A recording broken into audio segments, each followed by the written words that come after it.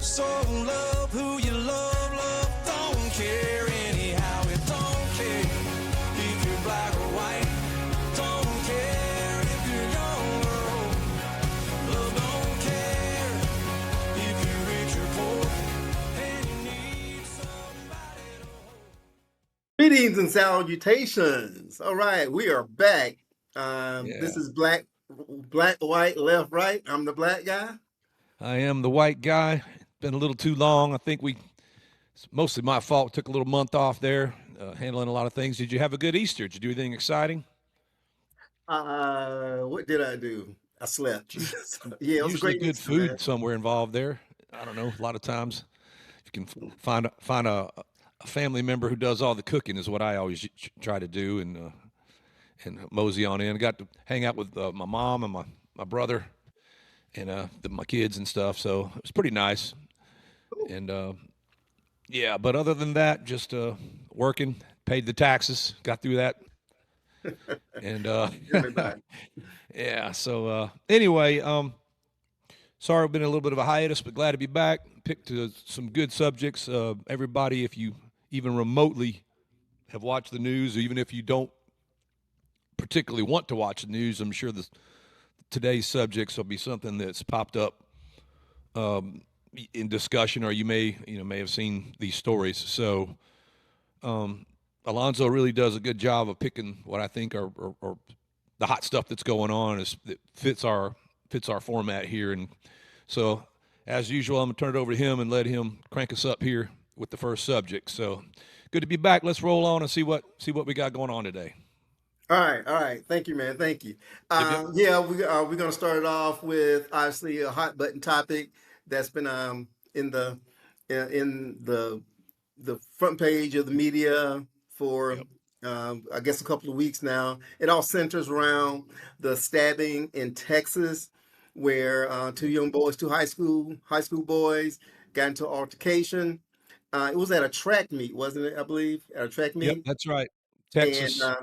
in Texas, and there was a scuffle, and unfortunately, the black kid stabbed the white kid. I think stabbed him in the heart, Yeah, sad. and he was a twin. He died in his twin brother's arms, and there's been a huge uproar because the black kid, his name is Carmelo Anthony, not the Carmelo Anthony from the New York Knicks, the Right, right, right, NBA right. Hall of Famer Yeah, inductee. He's a Hall of Fame inductee. He's going into Hall of Fame right, later on this year. right. But Carmelo Anthony, I think a 17, 16, 17-year-old kid in Texas. The name is spelled differently. His name is spelled with a K, whereas the famous Carmelo is spelled with a C. Not that that matters, but not to get the two mixed up. They're not related or anything like that. But that doesn't matter. Um, but unfortunately, there was altercation, like I said, and Carmelo and his defense team are claiming self defense that the I mean, I want to put it. I'm sorry. I want to put a name on the victim as well. Metcalf. Yeah. Metcalf. Yes. Yep. Yep. Yep. Do you have his first name, by the way? I don't recall the first I name. don't have it in front of me right now. Austin, I think, is what his name was, because it's Texas. Austin Metcalf, I think his name was. Austin. Okay. That's why I remembered it. Okay. Austin Metcalf, and if we got it wrong, we do apologize. We don't I'm pretty belittle. sure that's his name. Yeah. Okay. Yeah. Yeah, Austin Metcalf unfortunately lost his life, and once again, Corleone, Yeah. Carmelo and his family are Yep. claiming self-defense, and that this is, according to some reports, there have been all kinds of different reports from obviously from all different media entities and sites who are Right. reporting information. The last thing I read was that there was a fight between these young men a few days or a few weeks earlier Right. between Carmelo and Austin. And for lack of a better term, um, Austin won the fight.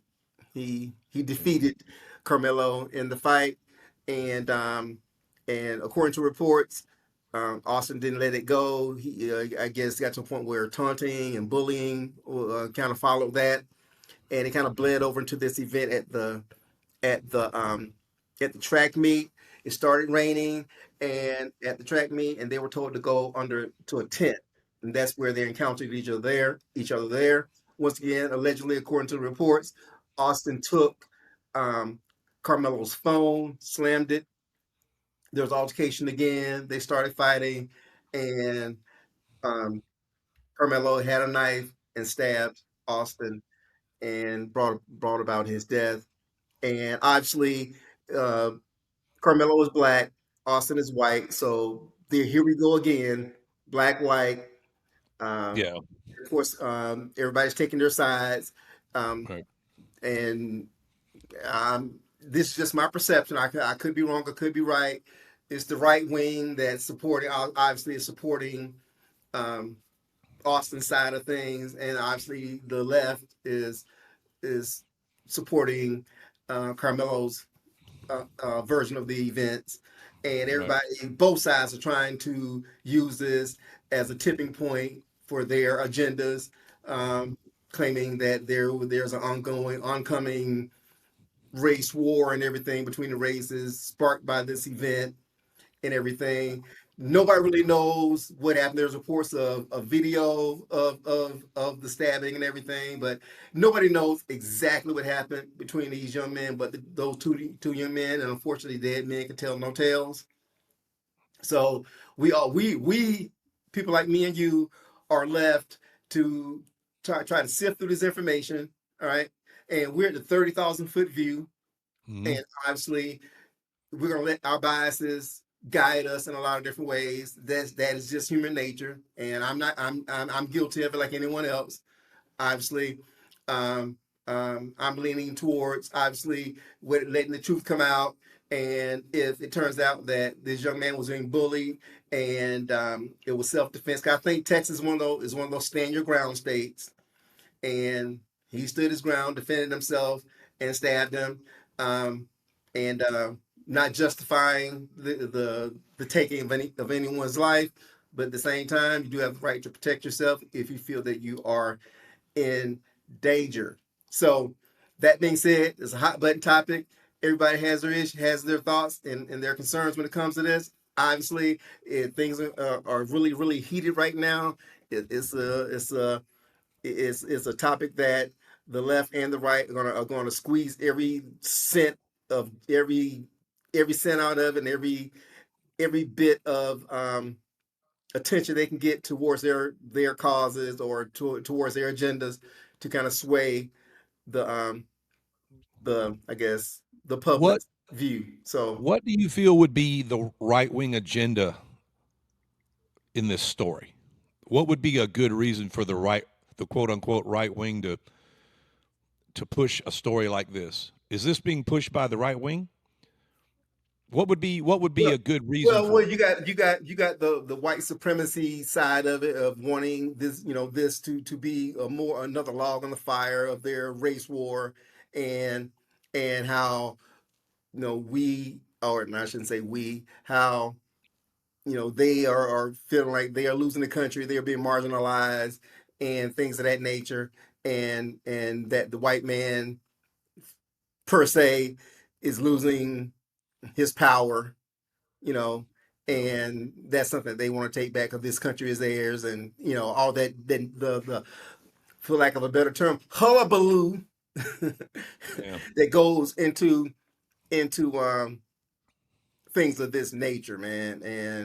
And I think from once again my opinion, from standpoint of the white supremacists, anything that they can use to push their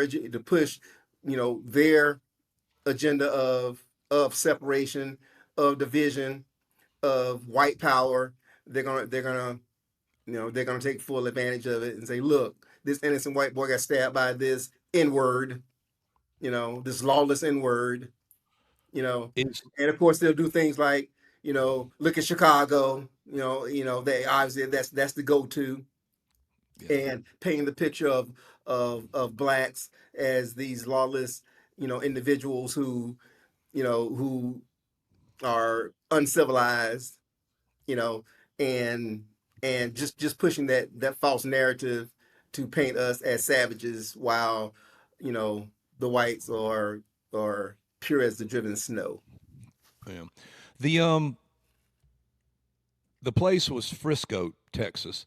Frisco. Okay. I lived And in Texas for 7 years, so I know Texas pretty well. Never heard of Frisco though, so I'm gonna assume right, it's a well, small town on the Frisco, outskirts of a larger I city. have never heard of it either, and they keep mentioning Frisco ISD as it's three letters ISD. I guess that's the Independent school district. school district, right? Yeah. So it encompasses 77 schools. Not all of them are high schools, but Mhm. there's 77 schools.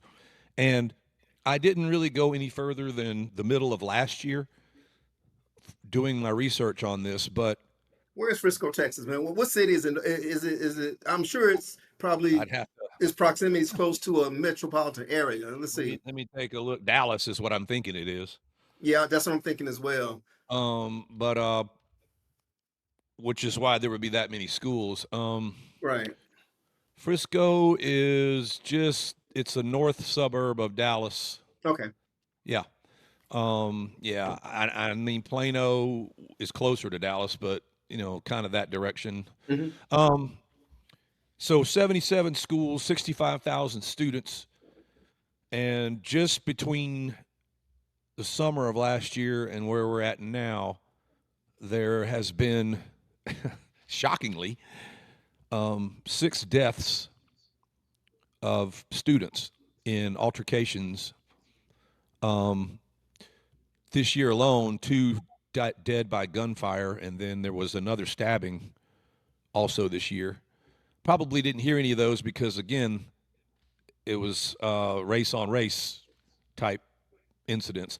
I will be honest with you, I didn't look up all of them, but just based on the names and the few I did see, it looks like most of the deaths have been black students in that area. I only mention this to say that there is other people getting killed that didn't make the news for some reason. And some of those stories, actually, if you read them, are a lot more story worthy, if you ask me. But they're not race related, and I think the reason I don't consider myself a white supremacist, I just don't want bad things to happen in an area. The reason that some of us think this may elevate into a larger story where you do have some race violence is because this family, the Anthony family, has hired this. What is this guy's name? I'd have to look it up. Is it Ben Crump? He calls himself Minister Dominique Alexander. Now he was just Dominique Alexander during the Black Lives Matter riots, and then he also was involved in a lot of altercations, physical violence, in some Trump rallies and things in the Dallas area. He was also involved in that incident where 5 police officers were killed, during all that blow up from the George Floyd stuff. So this guy is deeply ingrained in Black Lives Matter. I don't even know if Black Lives Matter is a thing anymore. But at any rate, and I don't know if you heard any of his statements or any of the press conferences the man had. That's who they hired to be their advocate, and they've got this guy's entire network behind him. Which there's some dubious stuff going on with his network, with the money they raise and where it goes and whatnot. You can look all this up. The guy has a massive rap sheet, including violence to a baby. It's just awkward choice for someone to make for their advocate. And I'm trying to remember the last time I saw a case where someone was possibly going to jail for murder, or at least going to court, where they picked advocates as well as an attorney. But at any rate, this is being ramped up into more than just a self-defense thing. I believe it's a crucial part of their defense to get people to get emotionally involved in this trial, because that creates the fear that there's going to be some problems if this case doesn't go a certain way, because that has happened in the past. But anyway, I looked also to see if I could find anything to substantiate some of the stuff that we talked about earlier. We talked a little bit about this before we got on here. I'm reading that these two didn't know each other. There is nobody giving a name, an actual name, that says, I'm so-and-so, and I know they know each other, and I'm a witness, and I saw this, or I have a picture, or there's nobody made a statement to the police that there's been no police statements or any kind of evidence brought in about a fight. There's one thing that seems to be spreading around is some coach said that, but there's no coach name, and every coach that's been remotely tied to this has been questioned about this, and like none of them are like saying, no, I don't know what you're talking about. So the current police record on this and the current evidence that we know that we can actually tangibly read or see all says that these two didn't know each other at all. There is no evidence that I've seen. If there's a video for it, I would love to see it, where I heard there's a story about they took, these two boys took his phone, threw it, smashed it, and all this. I mean, maybe all that did happen. We just don't have anything from anyone that where somebody has an actual name. Here's the evidence. There's no witnesses that are given their names. So it's all sadly hearsay or, posts on Facebook. There was a video supposedly of these two fighting, and then just today I looked at the video and found that was a video of two other people fighting from 4 years ago, that some asshole, for lack of a better word, made that as if it was them. And, people just grab things and run with it because it purports to back up what they have in their brain before. So here's my view on it. I don't know why he stabbed him. That seems like a pretty part of me's like, man, you'd really have to be scared or something bad going on for you to pull out a knife and stab another guy in the heart. So part of me wants to believe maybe there's something to that. Really, it really does, because I don't want to believe that because somebody was asked to leave a tent, they got that mad about it or that upset about someone touching them or telling them to move or whatever, that they pulled out a knife and did that.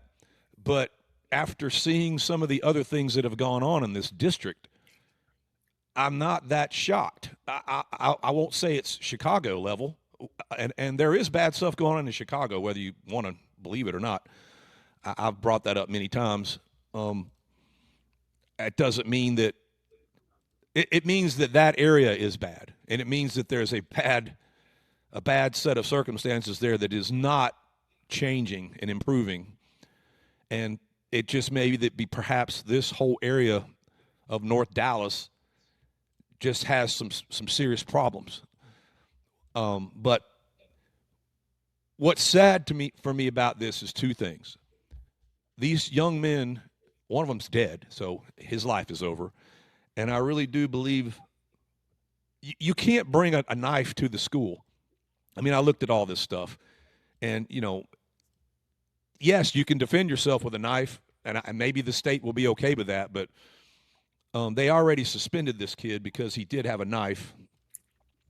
I mean, he's suspended from school. I mean, that's the least of his problems. But I really feel like it's going to be an uphill battle in this area for him to use a defense claim unless there's just something in the video or some kind of drastic evidence that's going to point that he was just fearing for his life and there was no way out. Get the knife. What the police report says, and there are people that have made statements and put their name to it in that, is that, and I don't think, I will say this, I don't think this Carmelo kid went there with it intending to kill anybody or was like premeditated or whatever. I do believe he probably had the knife with him, and that he kind of liked having it, maybe for self-defense if he did need it. Because again, this area is not. I don't blame him or doubt that he had it, and probably for good personal reasons or whatever. But the school, you're not supposed to have that at school functions or whatever. Not even a small pocket knife. I mean, I don't believe. I see you. I don't believe that he went there intending to kill somebody. I also don't believe that those other kids probably thought it was going to go to that level when they were asking him to leave. I also was reading, and this is makes sense, that it was bad weather that day, and that's why they were all under the tents or going to the tents. And why he chose to go to the other school instead of his own school, I don't know. Maybe it was convenient. Maybe it was raining. Whatever. But maybe those kids were punks to him. I don't know. Hey, what are you doing here? Get out of here, or whatever. Who knows? But I just don't see this turning into something where you get to stab someone. His behavior after, well, just listen, his behavior afterwards and what he said to the cops and everything else just doesn't seem to line up with what they're trying to paint here. And what they're going to paint here is this poor kid was getting beat up on and destroyed. They were smashing his phone or whatever. This is the narrative that gets planted in your head before we've had a grand jury or anything else. And if it doesn't go a certain way, because that's what people have in their head, and this guy is a race hustler. That's his job. That's what he does. Not Carmelo, but and I really believe they're going to want to have as much fury with this as possible. That's what this person has done. You can look it up. Look him up. And in fact, we might could even do a whole show on that at some point. Not just this guy, this whole type of person, this whole method of creating angst in areas, and who does it and why, and who gets paid for it. But them hiring that guy, and then the whole GoFundMe thing was probably, and the way they're using the money in people's faces with it, it's just not a good. It's not a good look. And maybe it's all on the up and up. I don't know.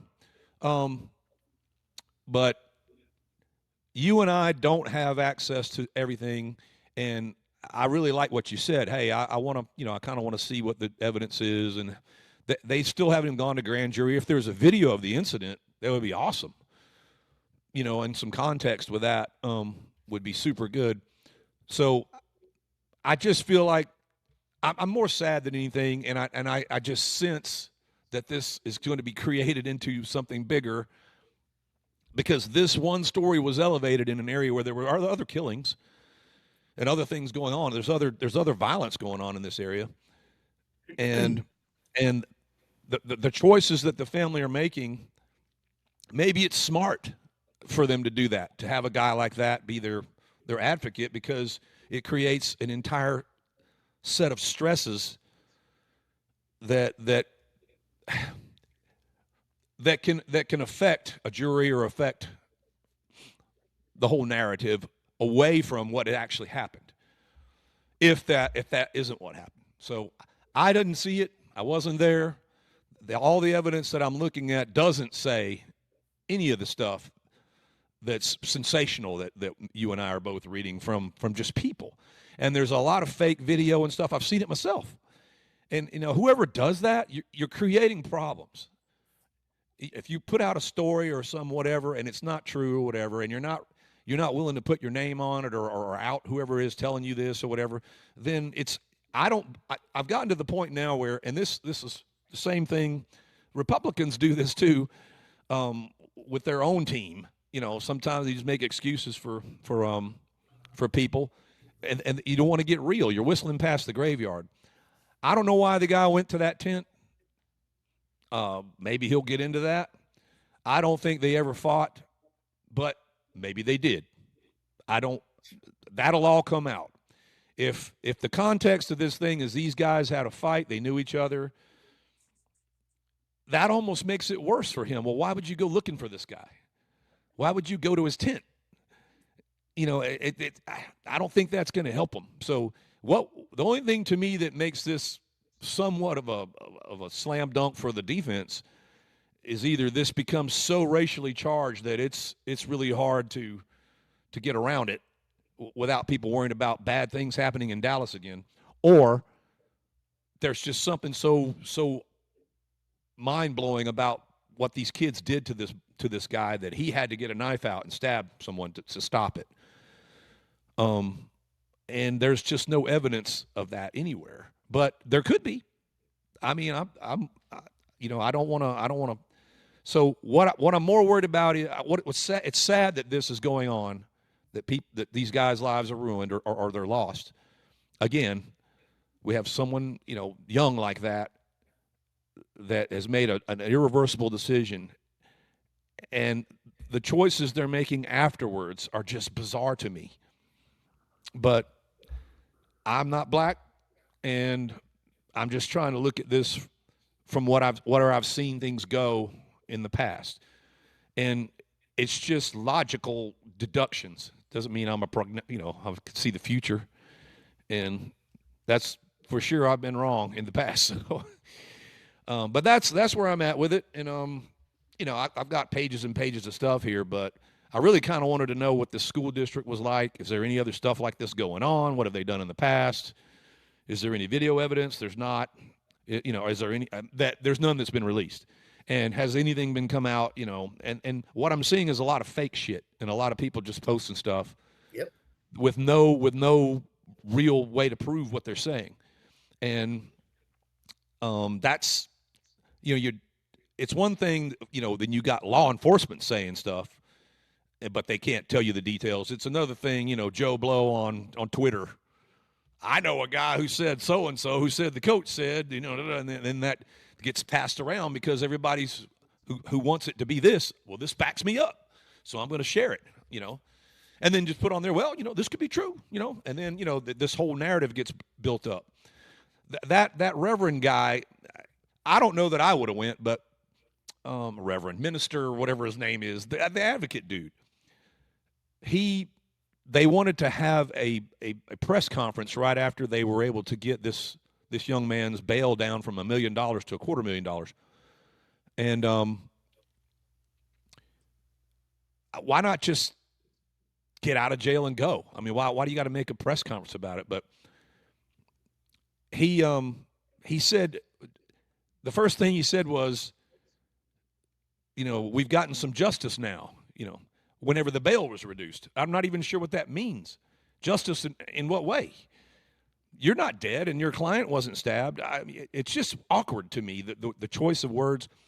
And at that conference, the father of the kid who's dead showed up, and they said it was I don't know. The word he used was almost like his son's the victim, and which maybe he was. I don't know. But this guy's kid is dead. I don't know. It just was. It's just unusual to have an advocate doing all the talking who's not your attorney, and everything that's being done is just so racially charged from the start. Like literally from the start. I don't know how this doesn't become more racially charged. And it's just going to, there are people that eat this up. They eat it up. And I'm a little worried about it. I don't live in Dallas. Not my kid either. So, I'm never probably going to be around this, but I just think it's sad. And you got, just another story that's being blown up and sensationalized. And I don't think it's something that's going to be useful to white supremacists. It's not going to be useful to anybody. This is just going to create more angst, is what I think. And whether or not I said this to you earlier, whether or not this turns out one way or the other, there's going to be people who feel like this didn't go like it should have. If the white kid, they find that he was murdered and this kid did it and he goes off to jail, well, there they go. They're putting another black man in jail, and he was just defending himself. This same minister guy was the one that was pushing the story that the Kyle Rittenhouse guy had shot 3 black men in the back, which is nothing that doesn't even go anywhere near what really happened. So, and they're bringing out the Rittenhouse thing again. Well, he had the right to defend himself, and so this kid does too. That gives him the right to stab the other guy in the heart if he feels threatened. I mean, it's just bizarre. I don't know. All I can tell you is I'm a little worried that, and there may be 4 or 5 more of these in the next 2-3 years, because it seems like it just is it's useful. It's useful to cause a lot of problems in America, and we all get to seem to be on the same side about things. Black men are starting to look at how they vote and why they would vote differently, and we got to get them back over here. We don't want them thinking like that, as if having a decent job and illegals not taking your taking your jobs or affecting your life is a white thing or something. It's an American thing. But anyway, I did a lot of the talking. My view on all this is I don't see it as a black and white thing at all. I just think one guy, or perhaps he's defending himself properly. It doesn't seem that way from now, but I'm willing to see what the evidence shows me, which we don't have it, and I admit that. But it just looks like 2 young men, whose lives are over. And I don't know that either one of them was doing this for a black or racial reason. If they were, I guess that'll come out. If the one guy called the other one the N-word, or the black kid was just looking to go cause some troubles for the white guy's team, I don't know. I didn't even look into that. I don't know if Memorial High School versus whatever the other high school is black or white, or I don't know. I do know seems like a lot of death going on in that area over the last year, but maybe that's a normal number of deaths in a metropolitan area. I have no idea. I can't relate. I just don't. Yeah. Go ahead. Okay, there's a lot to unpack here. All right. Yeah. Well, you said something. You said something that was key earlier. You said they. All right. In that his 10, team. you said they. Was I talking about his team? Which means to me is that it wasn't just Austin and Carmelo in that tent. All right. So we have witnesses, eyewitnesses in close proximity of what happened. Yeah. Right? So those are the people who are going to tell the tale. Well, I tell you what, I don't know who was in the tent. I'll admit it. I don't. I'm assuming there was other people in the tent. But it stands to reason that they weren't the only 2 people under this tent. I'm not saying it was 20 people. I'm not saying it was 2 people. But I'm saying it stands to reason that there was more than just Austin and Carmelo in this tent. I think you're right. I think that sounds logical. So those people were in close proximity. They know what happened. All right? Sure. All right. So the reports that we get now, they come from folks who weren't there. Take it with a grain of salt. All right. Well, I agree. We can regurgitate what we've read, but make sure we have the caveat that these are opinions or speculations or whatever. We're not dealing in actual fact. Now I'm pretty sure we're not going to hear the actual fact until it goes to trial. All right. Right. All right. Unless there's some actual certified court documents or whatever, or reports that are released that kind of, I'm sure freedom of information. There people will gather the reports and everything and glean more information. Okay. That being said, a murder occurs in America every 32.1 minutes. You and I have been doing this for 33.50 seconds. Okay, so for 33 minutes. So somebody's died. Somebody's been murdered while you and I have had this conversation. Okay, murder in America is a part of our fabric. It happens. All right. So what happened between Austin and Carmelo didn't happen in a fucking vacuum. All right. All right. So it's not systemic of a larger problem. It's part of an ongoing problem in America. All right. And I'm pretty sure in every country, or majority of the populated countries, they have murders every such and such number of minutes as well. All right. So let's not try to paint a picture where this is some isolated incident. Oh God, we gotta, throw up the white flag or whatever, and enact some radical changes because someone got murdered. All right. Murder is a murder. Tragedy is a tragedy. All right. Now, as far as the minister guy or whatever that they have represented them, so on and so forth. Hey, last time I checked, this is America, right? We live in America, right? This is a free country. Right? You could. You Hold can on, pick hold on, hold people on. You're Mr. Right Wing and hug the flag. So this is America, right? You always talking about freedom, all right? So pro America. Yes. yeah, pro-American or whatever it is. Yep. Okay, so that means that Carmelo's family can do whatever the fuck it is they want to do, as long as it's not illegal. All Sure. right, they can bring anyone in to speak for them that they want. They can bring me in to speak for them if they want to. That's their fucking right. So who are we to Yep. say, oh, you're wrong to do that, or to dismiss what they're doing? Whatever their agenda is, it's their right to have that agenda. There's nothing illegal. All right. If there was a GoFundMe set up, all right, and they were able to access these funds for whatever reason, all right, it's their right to do so. Hopefully, whatever funds that they've appropriated will be used to this, to his defense or whatever. Okay, but what in the hell is this family supposed to say? They're gonna try to defend their son, all right, and try to get him off if they can. They're gonna support him, all right, and that's what they're supposed to do. So anything that they say, you can take with a grain of salt. They're supposed to say it. They're supposed to do that. Once again, and from the victim's side and the victim's family, they have every right to say and to think what they say and think. Right? So to condemn either side, right, is irresponsible because they're not doing anything wrong. It might not look good. The optics might be fucked up. Morally, it might be morally corrupt.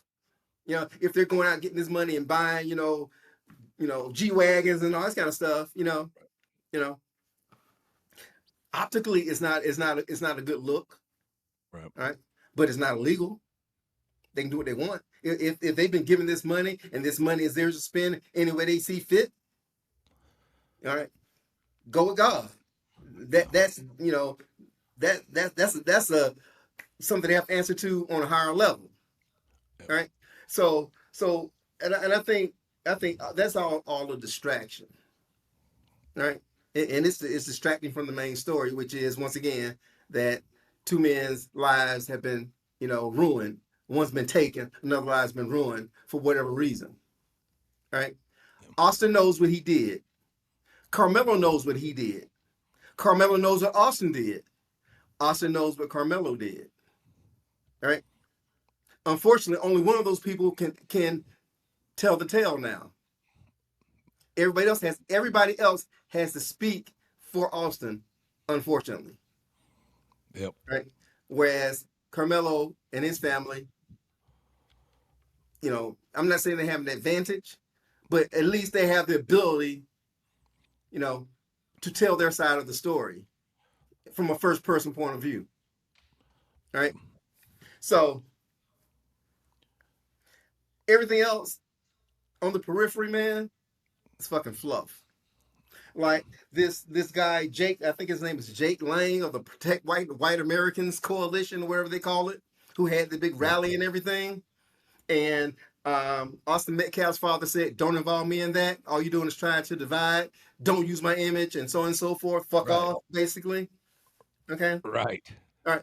But is that going to stop Mr. Lang? No, he has the right to do whatever it is he's doing. He has the right to push his agenda, and he has the right to say white America will be extinct because of black people, if that's what he believes. I'm not saying that's what he said, but I'm paraphrasing. But whatever it is he says and pushes, he has the right to do it, as long as it's not anything that's illegal or violent. Okay. So, like I said, none of this is happening in a vacuum, man.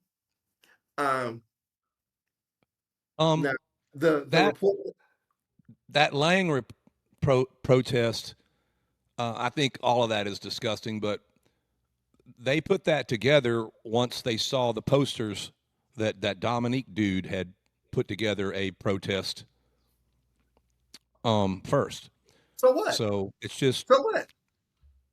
no. I'm just saying, one breeds the other.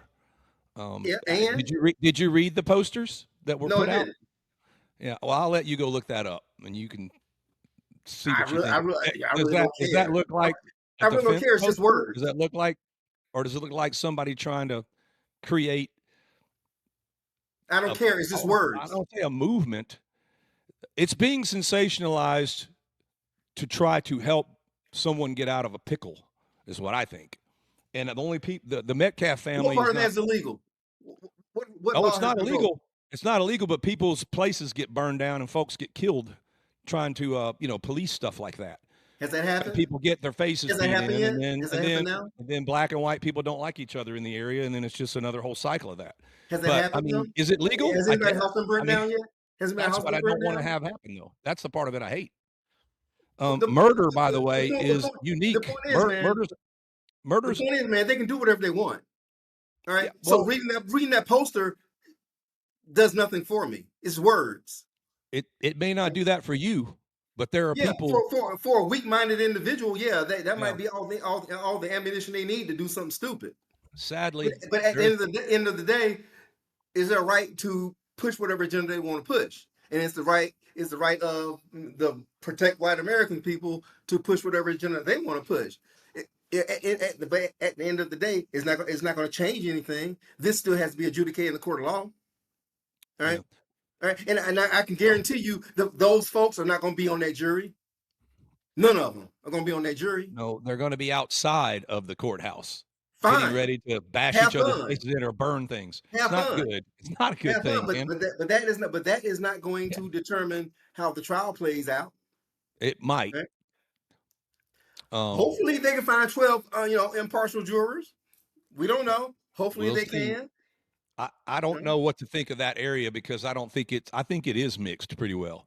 So I don't think it's going to be one of these situations like the OJ trial where people literally admitted they thought he did it, but because Rodney King got beat up, they were going to let OJ walk.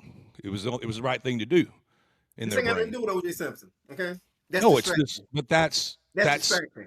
that's Okay. The OJ murders happened on what, almost 30 years ago. man. Are you living in the same country as me? None of this stuff's in a vacuum. It is all very Understand linked. that, but I'm gonna go.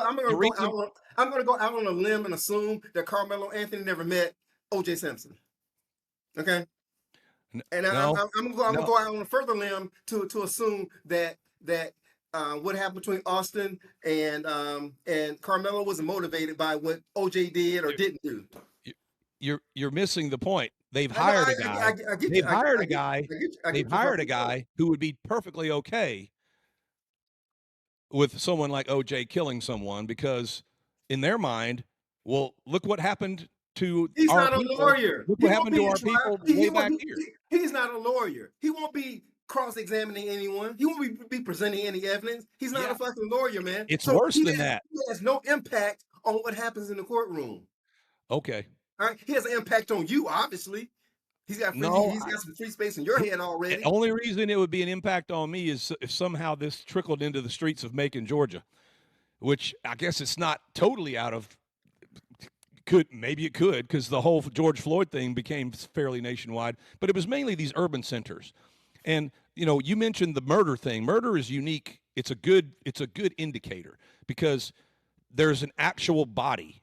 You can't like say, well, they stole money or you can it's easy to count and it's easy to look at the body and say, well, this was a black person, and if the person who gets caught doing the murder, you can say, well, the killer was white or black. And you can also say the murder happened right here in this location. So it's not nationwide. It's areas that have the most stuff going on, that have the problem areas. You can look at a map where murders are going on, and yes, there's some murders sprinkled all over the nation, but it's concentrated in certain areas, and it's concentrated into certain types of criminals, certain types of groups. And we don't want to talk about that or get into it because then the solutions to that become very hard to discuss. And I don't know the answer to that because I've actually tried to go down that path, and you get accused of things or whatever all when you're just showing people reality. You're showing people data. It doesn't mean, like, for instance, if I said to you that the number of murderers that are black versus the number of murderers that are white, do you even know what the numbers are? And number two, does it match the number of the population? Is it more discriminately younger black males that are getting killed and doing the killing? Do white people get killed more often by blacks, or are black people more often killed by whites? See, this stuff, in the end, unless we're going to actually try to fix it or look into it or look into those things, all you're doing is just creating angst out of stuff, even though I'm bringing up real stuff. So I don't know the solutions to all that stuff. I really do. If I did, I would have already implemented it or tried to and save a lot of carnage or whatever else. But blaming the other race for the things that are going on in your own life, I think is a mistake in this day and age. But that is unfortunately the reality. And there's people that are going to do that. They're going to blame. There's people that are going to be, let's say this guy, they got a video or something, and this is what is being said in the witnesses, the actual witnesses who were in the tent from the police report. They said the confrontation began when Metcalf came over and told Anthony to move from under the Memorial High tent. Anthony reportedly reached into his bag saying, "Touch me and see what happens." And then said, "Punch me and see what happens." And he didn't punch him is what they said. He touched and grabbed him and to move him out of the tent, and that's when he pulled out the knife and stabbed him. Now, that's from the police report. That might not even be correct or whatever. I don't know. But that's more than some guy on X. Oh, this is what I heard or whatever else. So that those same witnesses and other people, including witnesses for Anthony, said that they did not know each other prior to the incident. Now, maybe they did. Maybe there's just not evidence that hadn't popped out. So let's say that really did happen. There's still going to be people that are okay with the black guy stabbing the white guy in the chest. And unfortunately, there's people that are going to try to utilize that anger. And I'm worried about it. That's all I can say. I'm worried about it, not for me specifically, just the nation doesn't need any more of this shit. But here we are. And I don't think either one of these kids wanted that to happen, turn into a big race thing or whatever. In fact, I don't think Metcalf is making himself, or Anthony's making the decisions. It's his family. And maybe these are good decisions for him, for his defense. Hey, get this thing into some kind of a race thing when, people, they're angry about how black guys trying to defend himself or he's shot in the back, or you've seen all these things. See, here's another incident where the rich white kid, gets away with it. He's bullying. And you know what? Maybe he was bullying. I don't know. I really don't know. But this is what I've seen. And they're picking the most insightful people to be their advocates. And you telling me, well, they have the right to do that. Sure, I know they do. But I'm going to infer from that that's what they want. They want that. If you pick the guy that does X to be doing this, then you want what he does. So that's why I tell you I feel like this is intentionally turning into a hot thing. That's all I can say about it. Now, what can I do about it from here? I don't know. We can just comment on it and hope somebody, that might be getting angry about this will stop for a second and just cool off, let the evidence come out, and then open your mind to the fact that sometimes a white cop is a bad dude, and sometimes a black perp is a black perp. It happens, okay? And they're not always guilty, and they're not always innocent. And all black murders aren't all black men doing it. They aren't. But there's areas where that is a lot of what's going on. And why that is, it's another show. But again, we would just be talking about it, and I don't know if anybody's.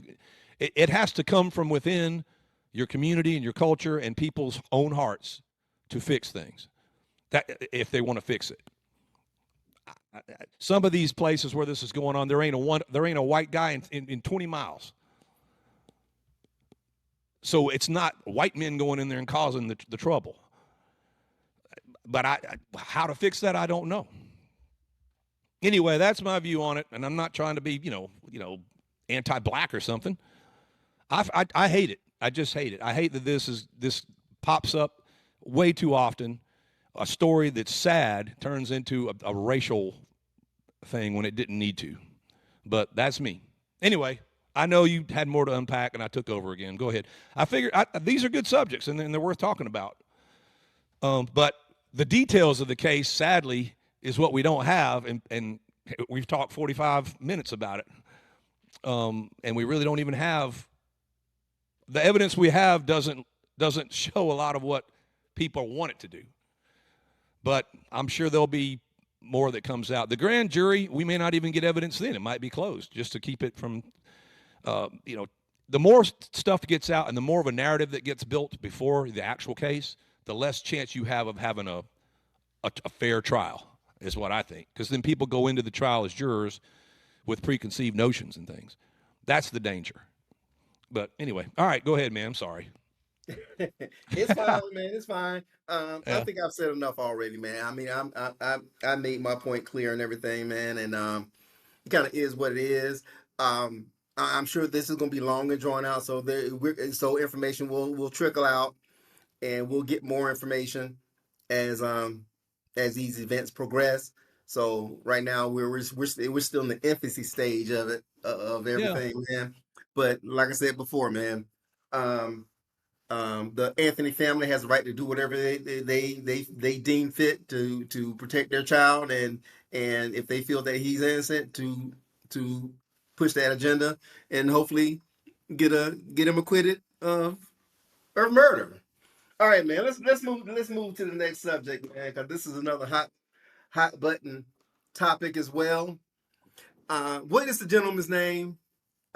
It's a long one. I guess in certain countries you might have 5 names. Like, I'm Henry Michael Yergalovich, but the this guy's name was Kilmar Armando Abrego Garcia Yes, he's the from he's the the gentleman from the that country of El Salvador. yeah, from the country of El Salvador that I guess was mistakenly or not was sent to El Salvador and placed in prison. Right. And there was some sort of snafu to where he wasn't supposed to be sent there, and obviously there's a movement to bring him back. Obviously, the Trump administration, so on and so forth, and now leave his ass there. And the El Salvador people like, nah, you can't take him. So there's this big hullabaloo going on Um, in yeah. regards to Go ahead. in regards to him being sent there and everything. So once again, it's another hot button topic. And when you and I had, see, you and I, we generally don't do production meetings, but I guess we had a quasi production meeting earlier today. So we had some very pointed opinions, and I think I Yeah. kind of blew my wad on that conversation. That's why you No, shouldn't have production meetings, man. So you can blow no, it your was. wad. But What? that being Go ahead. said, that being said, the the crux of the conversation that you and I had earlier that we can share with our audience, man, is that my contention is that has a crime been committed? And you said, well, he's a member of the M13 gang, whatever gang that he's a member of that is a terrorist organization, so on and so forth. And him being affiliated with this gang is cause enough for him to go to prison. And my contention was that being a member of a gang, all right, is not criminal. But committing a crime is criminal, and you should be prosecuted for it. So from the reports that I've seen and the information I've heard is that this gentleman, Mr. Is it Garcia? Yeah. Mr. Kilmar. Garcia, Just call him Kilmar. yeah, Kilmar. him Yeah. has led a clean life since he's been in America. All right, he's a working man, got a family, so on and so forth. Once again, I don't know the specifics of it, but from the outside looking in, is a gentleman who's lived a clean life while in America, trying to support a family, so on and so forth. He came over here illegally, so if he's here illegally and needs to be deported, deport his ass. All right, it's one thing to be deported; it's nothing to be thrown in prison. Yeah. All right, and my question once again was: has he committed a crime? You said he probably has. All right, somebody said that about me. You probably committed a crime, Alonzo. So we're gonna throw you in jail because you probably committed a crime. Neither here nor there. All right. Um, if this gentleman, if this gentleman was not supposed to be sent to El Salvador for whatever reason, then I think we have a responsibility to own up to that, bring him back. If he needs to be deported, deport him, give him his due process, and deport him per the process. Yeah. All right, versus throwing this guy in prison, especially when he has not committed a crime. And before you jump in, I know you're No, you might be to surprised, jump but you in. might be surprised. My, But go ahead. Go ahead. Go ahead. my contention was, my analogy was, as flimsy it might appear to you, I think it holds some weight. I compared this to the KKK, and for context, all right, and let me explain this for our audience. My explanation was, or my comparison was, the KKK is a terrorist organization, right? But being a member of the KKK, right? If you have not committed a crime, if you like go to rallies and white power, so on and so forth, that's your freedom of speech in action. Go with God. Now, if you throw your white sheet on, you go into somebody's home and pull them out and take them and lynch them, that's something else. Yeah. All right. All right. But if you're a member of the KKK, say of the Warner Robins, Georgia chapter of the KKK, all right, and they go out and lynch someone, all right, and say you're a member of the Macon KKK, all right, you didn't do anything, all right, but since you're a member of the KKK, haul them all in jail, Right. all right. So the point being, if this gentleman is Mr. Garcia is a member of the gang, the M13 or 13 gang or whatever, all right. He's not active, had not done anything. He lives in America. He's living his life, going to work, going home, being a family friend, going to softball games, all this kind of stuff that that regular people do. All right. So if M13 in Baltimore, shoots up a crack house or whatever, and they're committing, whatever. All right. Is Mr. Garcia responsible for that too? Because he's a member, guilty by association?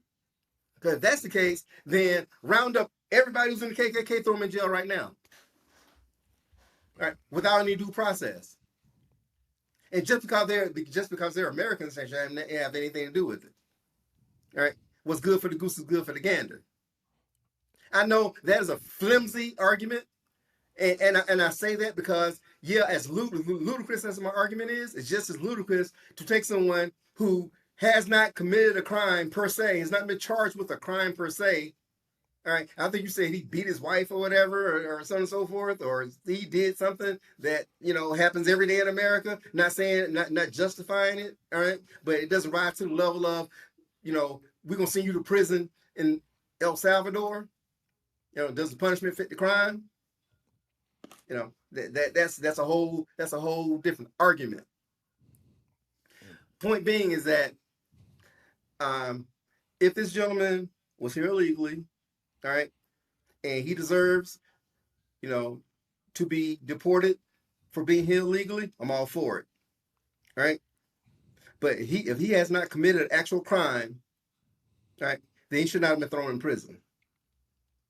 So bring him back, let the process be the process. And if he has to go back, him and his family have to get the fuck out of here, get the fuck out of here.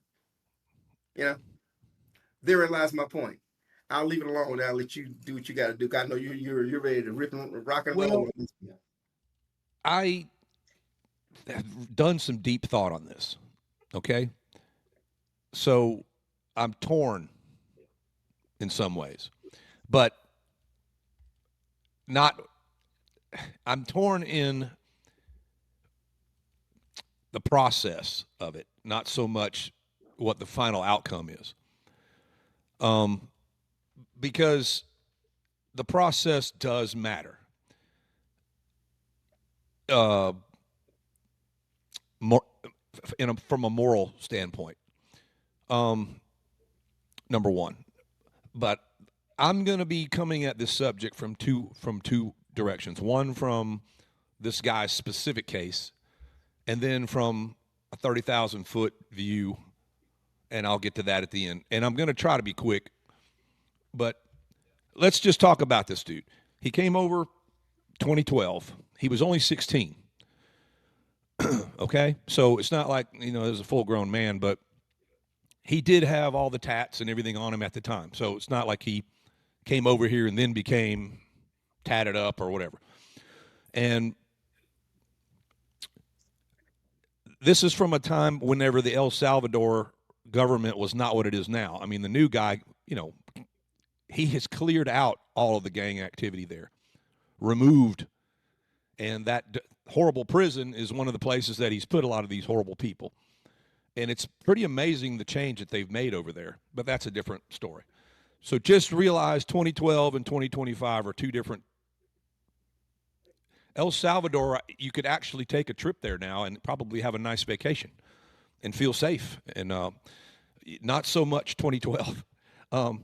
So I don't know whether this kid came over the border, but that's what it says. He entered illegally. So it wasn't like he was on an airplane or or something like that. And what he said to them at the time, because he eventually was discovered here, that there's no, I haven't found anything that says, well, he turned himself in or whatever, or they found him or whatever. So he was known by immigration at some point, and his statement was that he was fleeing the Barrio 18 gang, which was another big gang, another one of these groups like MS-13. There was MS-13 there was the Barrios, there's several, okay? And these are all, they're warring with each other, as well as, preying on the population and all. So he apparently left his family, his dad and all them, and as a kid came here. When I say kid, 16.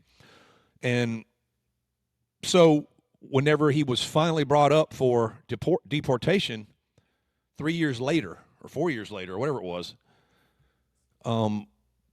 he's actually, it was like 7 years later. 2019 is when he finally, he didn't show up for his court hearings, first of all.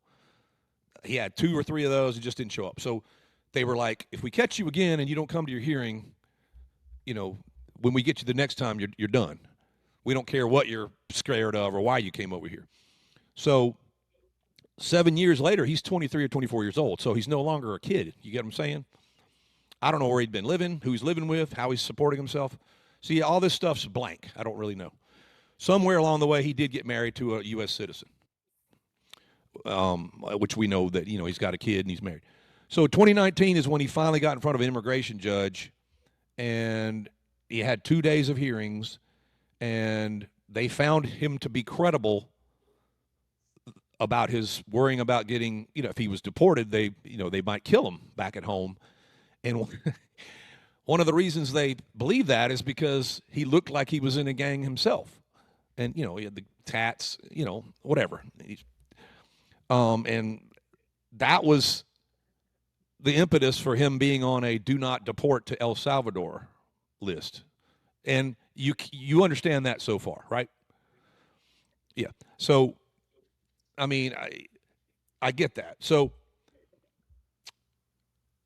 he was loitering outside of a Home Depot or something like that with a Depot.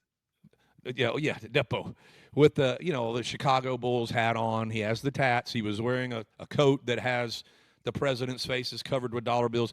I don't know what any of that stuff means, but that's like key things that they look for to identify, possible gang activity or whatever else. And between that and the interview that he had with the police, and then there was other reliable, confident sources, which I told you, we're never going to know who those people are. They are the ones who said this guy's in MS-13. And that was the second time he had due process. So the first time, they said, well, we're not going to deport you right now, but, because, you might get killed. And we put you on a no deport to El Salvador list. The second time, that's when they determined, we think this guy's MS-13 himself for sure. It's not just a whatever. And then he what do you call it? Wanted a third, whatever. What's the word? it's not like an appeal, but it's kind of like that. So this is the third judge he's been in front of. And this guy, the immigration judge, denied him bond. And they felt like the allegations they relooked at the evidence and everything, and they thought that the allegations were trustworthy. But nobody ever did file like criminal charges for him, because you're right, he had not done anything illegal. Now, he'd been his wife put restraining orders on him and all this for getting beat up and all this. And, as that goes many times, like you said, later on they get back together and, they're not, she didn't like press charges and that kind of thing. And then there was the time he was pulled over where he had 7, 8 people in the car with him. Some of them also MS-13 tattoos and whatnot. So, they're wondering, is this guy, it just didn't look good. But again, his statement then was, hey, I pick up guys and take them to work. We do construction work, and some of these guys don't know English, and, I don't know them. I just take them to work. And so they reported this to ICE. ICE looked him up and said, this guy's on a no deport list right now. We don't have any criminal charges for him, so let him go. So then they let him go. So we're up to, I guess that was 2022, and the guy hasn't committed a crime. You're right. Other than the fact that he came in illegally into the nation, which is they can deport you for that at any time for that. But he hadn't, we got millions of people here that they haven't deported. So this became a problem for him mainly when the government is trying to find ways to deport people because they're getting stopped at every turn, Alonzo. And just this year, you've seen it. Trump denied this. Trump denied that. We're taking this to court.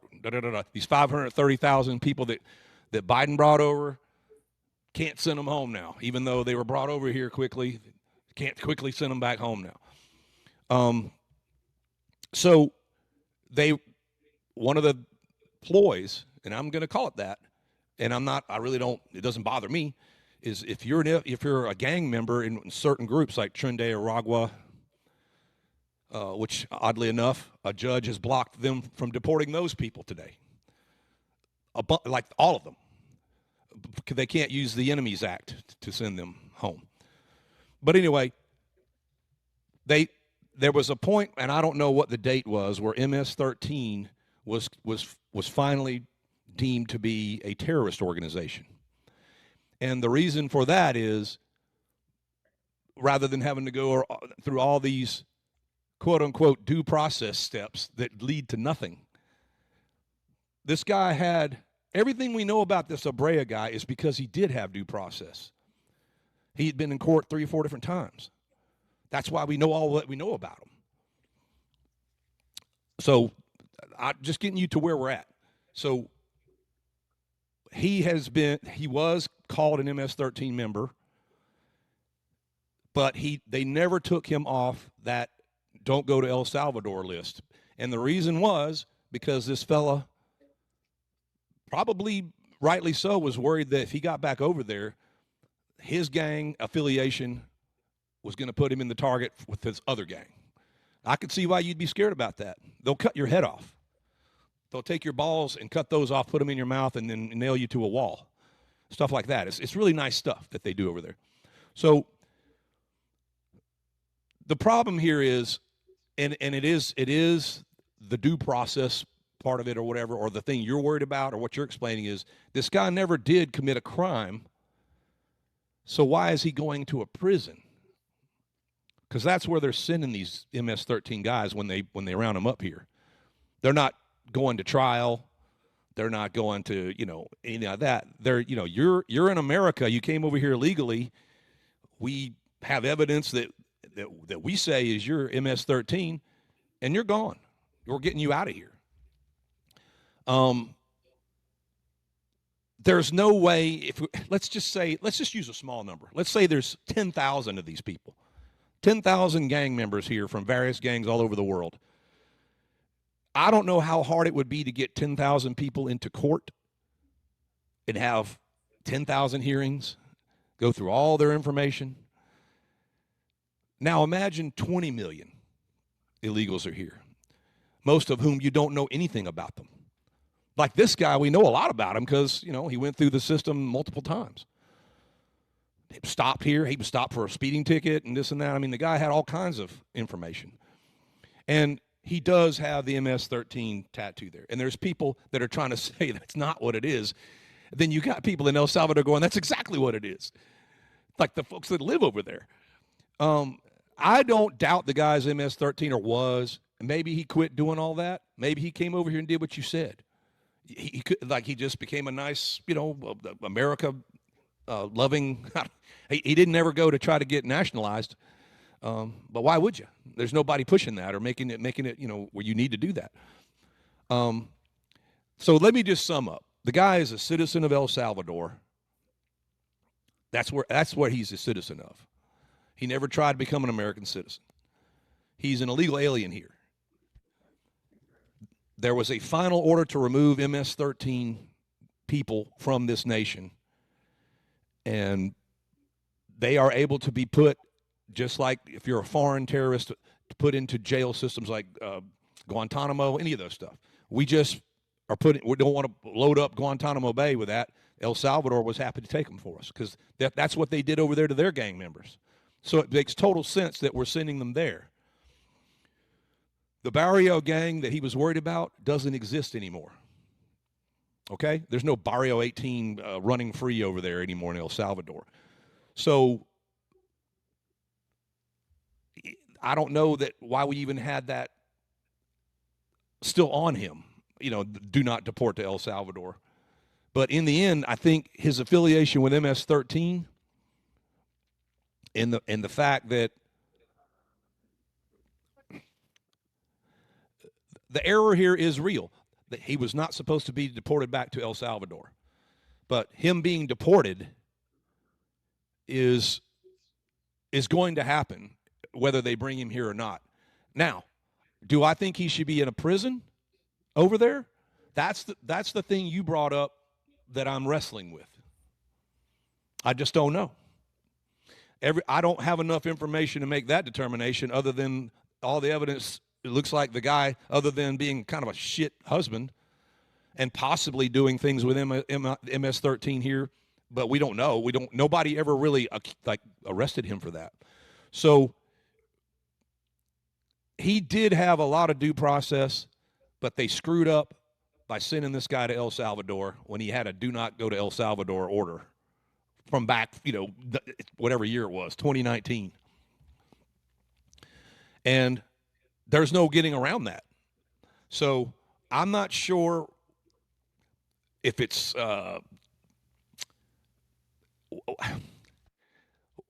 what the administration's trying to do, and I get it. They don't want people like him to stay here. They want them to self-deport or realize that when we find you, you're going to go to this bad place. So if you are involved in all this and you remotely think we're coming after you, you probably need to take your ass out of here and just self-deport and get on out of here. And I'm okay with that. I don't want these types of guys being here. This guy is probably the exception. If he turned out being, you know, a respectable guy or whatever else. So part of me wants to know more about him, and part of me also thinks just take the guy back here, run him through the process again, have another judge go, well, the Barrio thing is not a problem anymore. He can be deported back to El Salvador, and then deport him back to El Salvador as a citizen, not as a prisoner. That, to me, is the right solution. I don't think rewarding this guy as an American citizen is it's just going to set up more and more of this legal wrangling on and on and on. It's going to become a tactic for people they're already using our system to slow this all down. Here's another way of looking at it. If you can bring in 20 million people in 4 years and nobody can stop it, nobody does anything about it, and then whenever the next guy comes in, and this is what he ran on, that's what I voted for. Get these people back out of here. Stop the flow. They're stopping the flow, or trying to. And make no mistake, if they could stop him from stopping the flow, they would do that too. They would have these people still coming across the border. In fact, they may try to start doing something like that. When I say they, anybody who wants this unending illegals coming in here, and that is also a strategy and a tactic. That is on purpose. It's not we're incompetent, or we don't know what we're doing, or we just have a good heart. No, it's a strategy to bring these folks in here. And there was places like Venezuela, they were unloading their prisons, unloading the worst of the worst people. Go to America. Get them in there. Get them out of here. That was on purpose, man. So all that stuff, if you can bring 20 million people here in 4 years, and then the current administration can't even remove gang members without this being dragged through the courts for months and months and months at a time, then we're in big trouble. We're in big trouble. Big time trouble. So the 30,000-foot thing on this is, if they're not going to be hard-headed and hard-nosed and start bucking up against some of these rulings or find ways to get these people out of here, then I don't know how you have a country when one party takes over, unending flow of people here illegally, next party takes over, when the nation wants that, by the way. We voted him in for that. American citizens want that. By every measurable poll, they want that. If they can't get these people to leave or get them out of here, and there's some judge in some state over here stopping the entire nation, you are going to have, especially as this becomes a real monetary problem, there's going to be some problems, man. I'm more worried about, you keep saying it, well, there's not going to be any civil unrest, man. I'm going to do my job or go to work or whatever. I think people are underestimating how angry folks are getting and are going to get. And if you don't want a dictator, because everybody's painting Trump as this dictator guy or whatever, you're going to get, I don't even know that Trump is hard enough to be this dictator you keep talking about. But that guy's coming some point. If this keeps up, you can bet your ass on that. And that there will be enough people that will be okay with journalists getting rounded up for just continuing to write stories. They'll be okay with stuff that you don't think will happen, because this is what happens in history, man. And just because you're living in a free nation, and I've never seen anything like that. You can see it. I'm seeing stuff I never thought I'd see now. It's crazy. So let me say that I agree with you. I'm not sure this guy's supposed to be in a prison. But I disagree with you if you don't think he's MS-13. And I disagree with you if you don't think this guy had a process. And I disagree with you if you don't think that people that are over here legally who haven't tried to become citizens shouldn't be deported. That's just where I am. That's just where I'm at with it. I'm not saying you do or don't. I think that's where I'm at with it. And further, if you support 20 million people coming in here every 4 years, then we're at war, because I am definitely, that's the death of America right there. And it's that is, to me, that and the government taking its police powers and abusing the citizen, those are the two things that end America, and it ends it quickly. And that stuff was going on. These same people, they won't lift one finger for American citizens who got, the FBI was going after this and that, these people at school meetings and folks that, they were protesting and doing this and that for unborn babies and all. They're making these people out, and they're going to jail for 10 years. And then this guy's taking taxpayer money and going all the way over to El Salvador to sit with an MS-13 guy, this Maryland man. It's insane to me. But this is what we're living through, man. So let me sum up and say they messed up by sending this guy to that prison, because he had a send him to El Salvador. Let me put it that way. The prison is for MS-13 people. So that part of it, I feel like they've proven this guy is, and he's just, the wife is even putting like hearts over his hand and stuff like that in her pictures and things. Because she knows it, man. And it's embarrassing, really. It's embarrassing for Congress people to be doing this, in my opinion. And these same people, they, you know, in their own state, other stuff going on with actual citizens. Even people in blue cities are kind of fed up with some of this stuff. But I'm not sure this guy, based on, what you did is you made me go look into it and see what has this guy done, what about him deserves to go to prison. And the fact is, him being in a terrorist organization when he was 16, and then he was over in America. Maybe America was good for him, and he did stop all that. I don't know. So I'm torn on that part of it, the prison part of it. Deporting him back, I'm good with it. Anybody who was MS-13, especially if you just got over here, I'm good with them going into that prison, just like that El Salvador would put them there. Now I'll say this: if he goes back to El Salvador and they determine he's MS-13, El Salvador may put him in prison. I'm not kidding you. But that's for them to decide. But he won't be, there's no threat from, what he's afraid of now is being over there in that prison. And you know what? I would be too. I would be too, man. Dude made some decisions in life. I'm not saying it's fair. Not saying he deserved, maybe he does deserve it, but maybe he was a horrible guy for 3 years before he got over here. Who knows? I don't know. But they should not have sent him there when there was an order not to send him there. Okay. I said that part out loud because they had an order for him not to go over there. I'm not sure how they're going to square this circle in any other way other than to say, well, we tried to bring him back, but El Salvador won't let him go. It's either going to be that or they will bring him back, and then he's going to go through due process for the 5th time or whatever it is, and they're going to go, well, you did come over here illegally. You admitted it. We have all these due process things. These tattoos still lead us to believe that you're MS-13 and all the information. So, now we're just going to send you right back to El Salvador. And then he's no different than any other MS-13 member that got deported and put over there.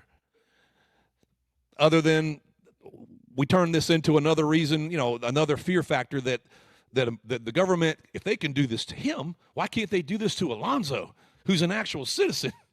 It's stupid. It's ridiculous.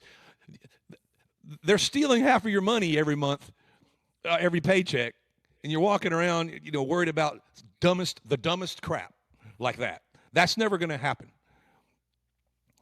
It's never going to happen. You're more likely to get. You're in Atlanta. There's so many other things that you should be more worried about. Traffic accident, something like that, hurting you. It's insane to me. But this was, I don't think that they wanted, like they're just taking some guy and they're trying to ruin his life.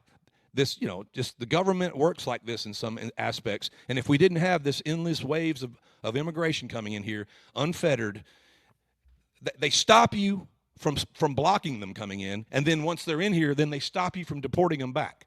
And it's always one direction only, and it's always one party doing it. And it's getting old, man. And I can tell you, there's people that are getting pretty mad about it. That election should be an eye-opener for a lot of people, but what do judges care? We're appointed. Nobody's going to remove me. They'd have to, impeach me. And, you think the Republicans are all going to get together and impeach a judge or something? Never. Democrats would do it all day long. They never, ever stop. Always one way. The ratchet turns to the left. Constant, constant, constant. You try to turn it the other way, well, that's illegal. Oh, it's racist. What about his rights? Ratchet, just turning left all the time. So if you are in the Democrat Party and it's becoming very, very hardcore, you can be proud of that. But you keep that ratcheting going up on and on and on.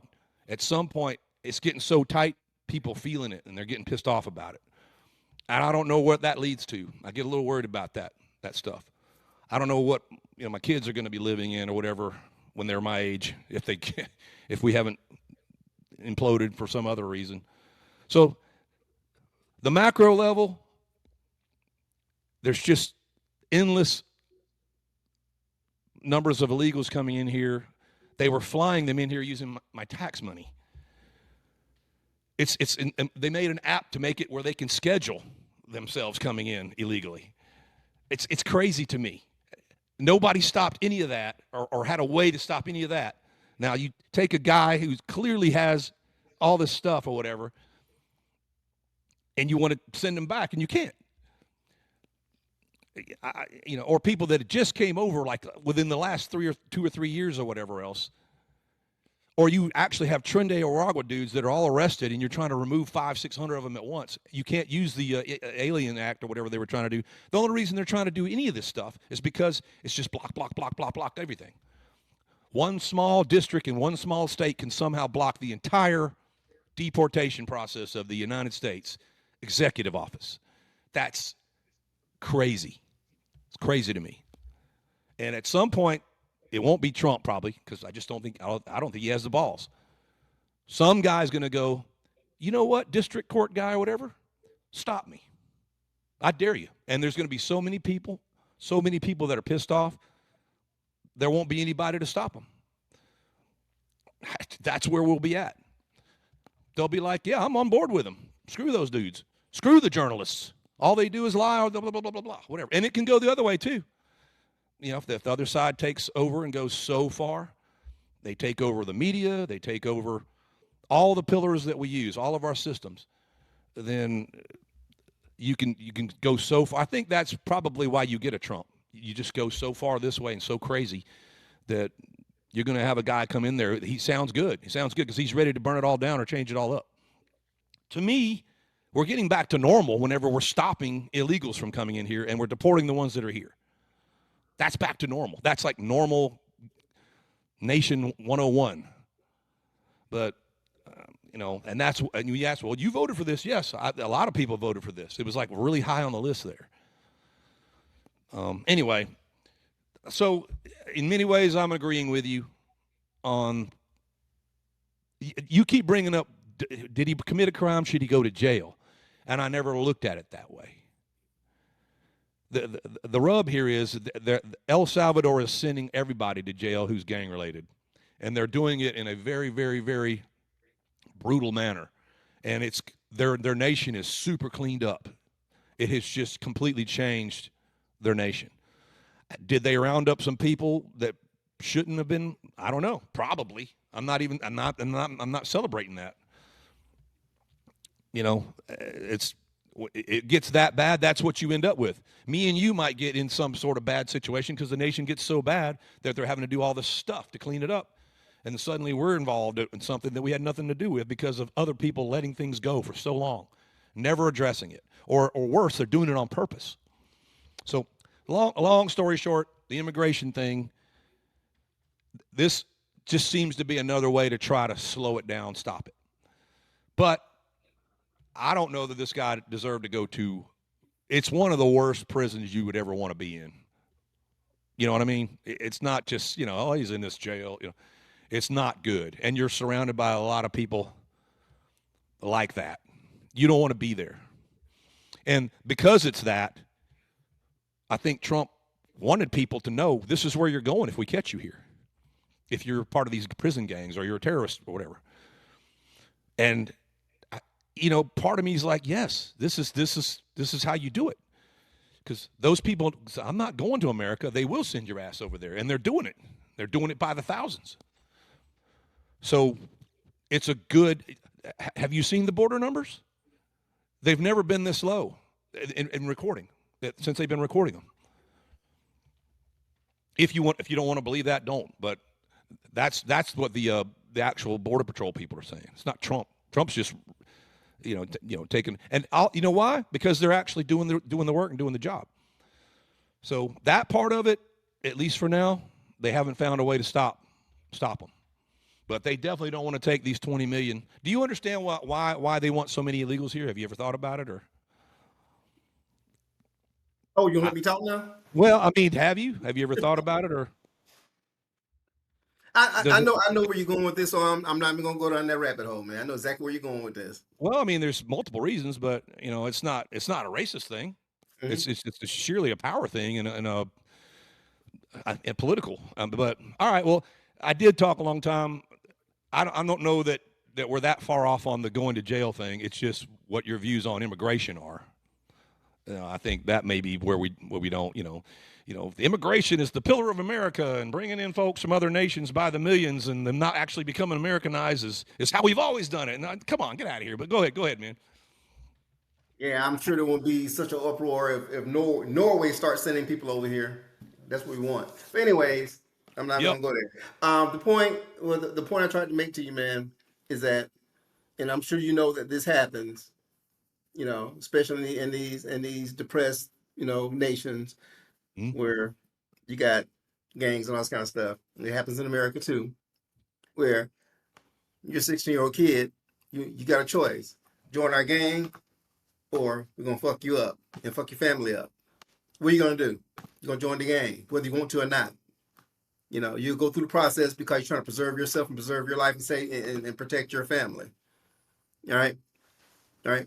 That don't mean you believe in the ideology and you're not active, so on and so forth. But you're going along with it because you're a product of your environment. That's what you need to do to survive. And this gentleman, his family sent him, got him out of there, sent him to America, so on and so forth, because he's MS-13. He was forced to. All right, come to America, lead a clean life. Domestic disputes happen, so on and so forth. You beat your wife, so on and so forth. You know, if that was the case, then half America would be in jail. All right. So being in a gang, you know, and being active in a gang and doing illegal gang activity, two separate things. You know. Um, do you know who DeMar DeRozan is? That ring a No, bell? but I know what MS-13 is and No, no, no, no, no. what Just answer the Chinle question. Aragua is and what Answer the they've question. actually done. Ask you a yes or no question. Do you know who DeMar Well, DeRozan is? however you get in there, if you're chopping people's heads off, man, you're still chopping people's Okay, heads and off. you still haven't answered the question. Do you know who DeMar DeRozan is? No. Okay, so yeah, that was a yes or no question. You don't Okay. know who DeMar DeRozan is. All right. DeMar DeRozan is an NBA player. Plays Okay. for the Sacramento Kings. Okay. All right. And he's a very accomplished basketball player. Been in the league 10, 12 years. All right, made a lot of money, so on and so forth. Is he an American Hold citizen? on, hold on. He's a Crip, though. He's a Crip. Was, apparently. Oh, he's a member of the Crips. Okay. All right. All right. And that wasn't a life for him. He turned his life around, went to college, USC, played basketball, got drafted to the NBA, and now he lives that life. But he's still a Crip. Yep. All right. All right. Now let's go a step further. Jay-Z was a drug dealer. Now he's a billionaire. Turned his life around. All right. Well, let me ask you this. Hold on, Does he dude.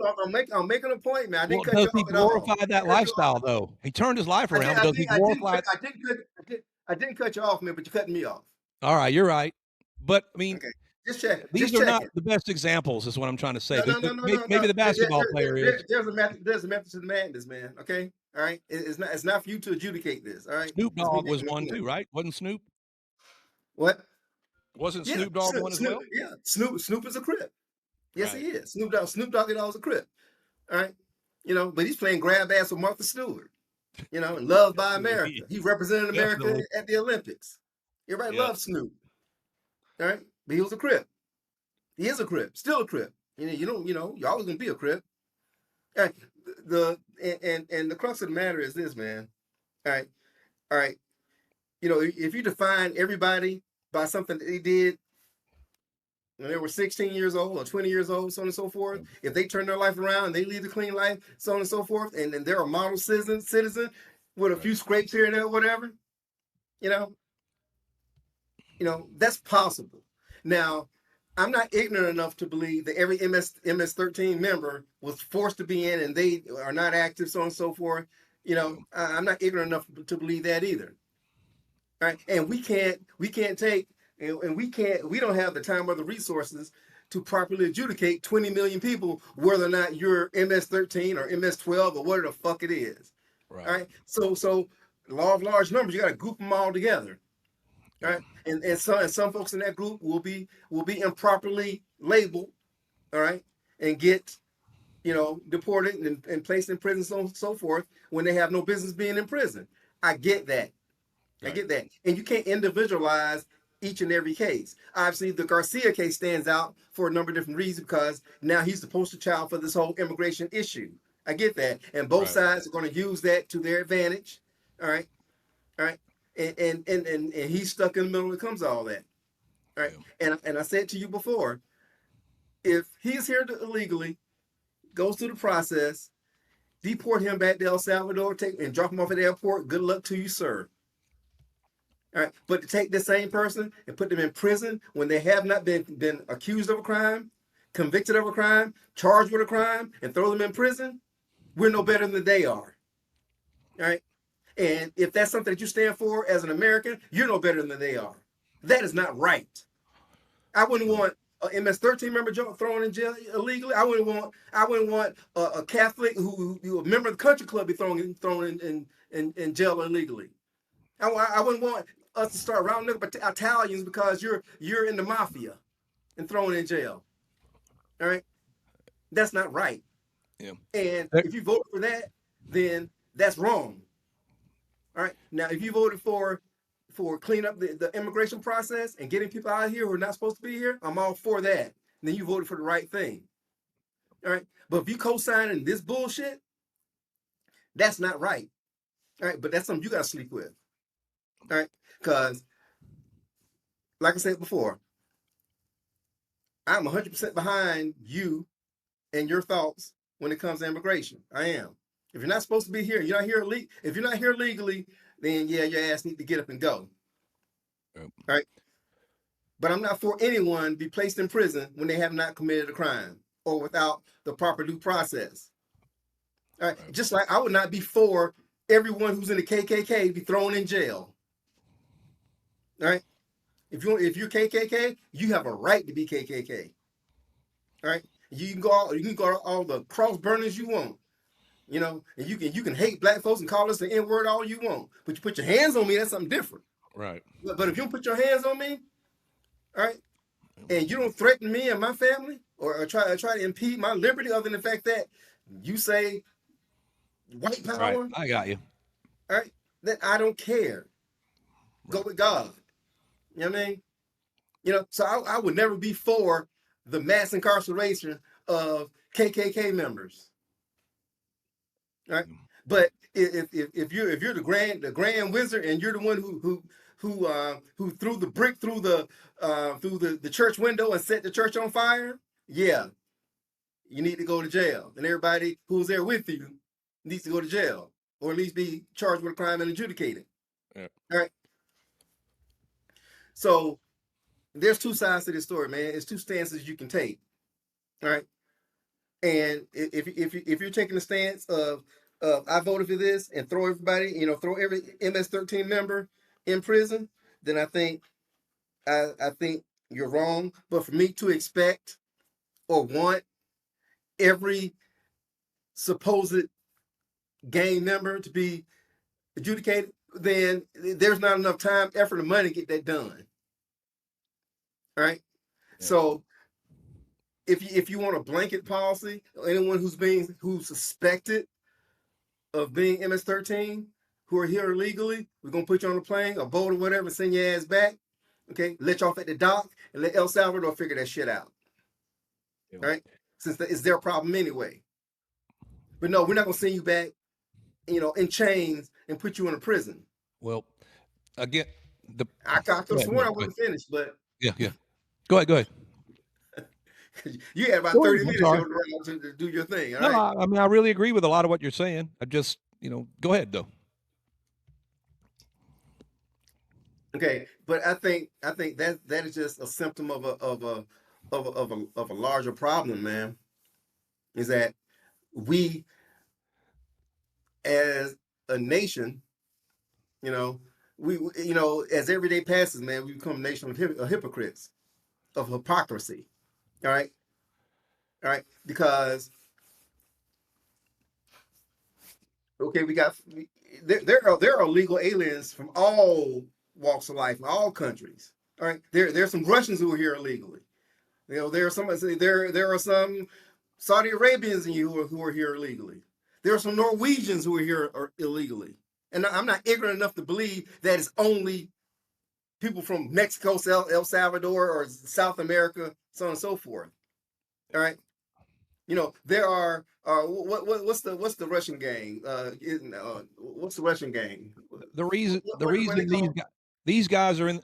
I'll Hold be on, quick. hold on. Well, Okay, say if you're a member of the Yakuza, okay, and you're in America illegally doing Yakuza shit, okay, or you came here to escape, being in the clutches of the Yakuza or the mafia, any other organization, that is notorious for, criminal enterprises. All right. But the poster child in the picture that we paint is always going to be, it seems, people of Latin descent, Latinos. That's the poster child. But we're not knocking on any Norwegian's door. And why are you here? And where your papers at? We're not gonna knock on the door of someone from Iceland who might have came up here and never left. Or Canada, or Russia, Burma. I mean, there's so many ways to respond to this. It's just, but I don't want to interrupt you. Exactly, but you're interrupting me anyway. Well, these people are coming through Mexico from a lot of countries, and they're being helped through there by other types of like cartels and things. I mean, it's another whole show. So folks from I want to see some data showing there's no large numbers of Norway gangs coming through. I want to see. Where are the Norway numbers, man? They're not coming through. Let me see. Let me see that data. Okay. Let me see. There's not much of that data for you. Let me see the French data. Okay. Let me see the English data. Let me see the data from Scotland. Why go digging for this rare rhinoceros beetle when you have thousands of ants right here? There they are. This is they're the ones that are entering your house. Okay. You're okay with someone from Norway being here illegally? You're all right with that? No, but it's probably not the problem that Trent Aragway is here. With a New Zealander being here illegally. You okay with that? You're trying to create. Come on over here anytime you want. You ain't gotta leave. Even Mexican citizens here are good with it. They don't look at it like you're looking at it.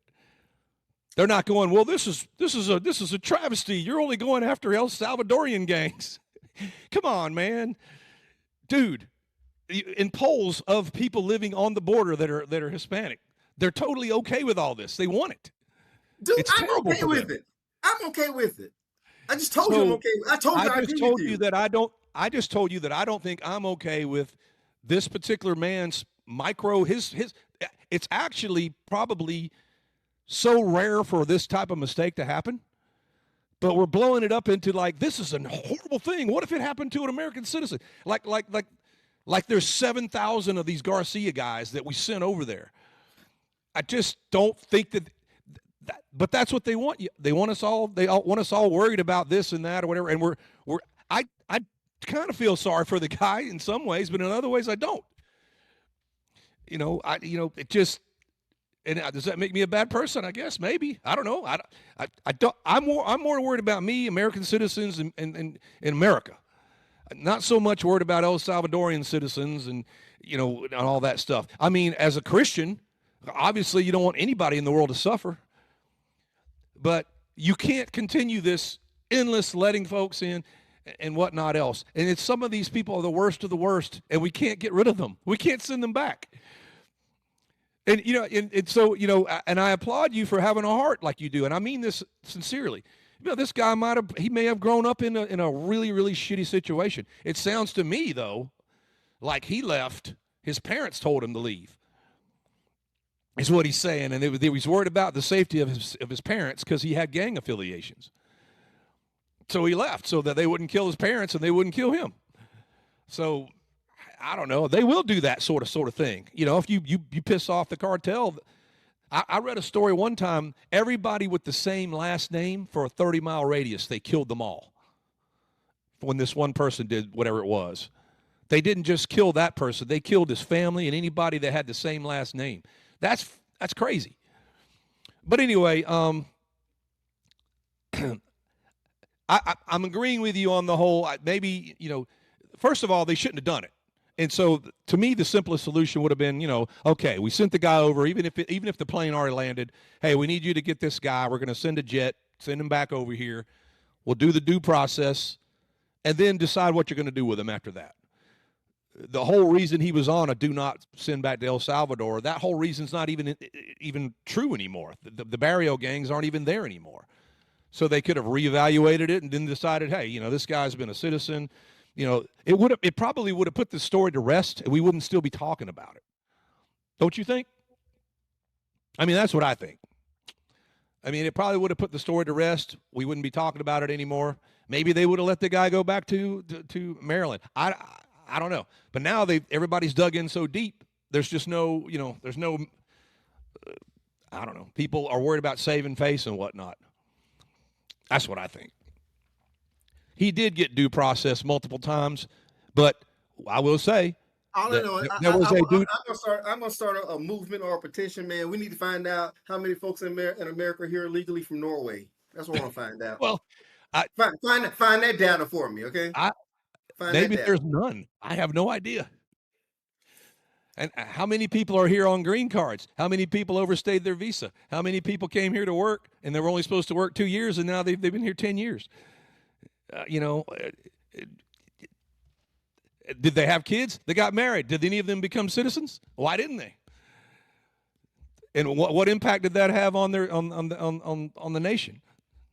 I mean, I want to know how many illegal Norwegians we have here. You know what? Our next show, I will do my best. That's your homework assignment. I will find that out for you, and then I'll also look up how many come from El Salvador, and we'll compare.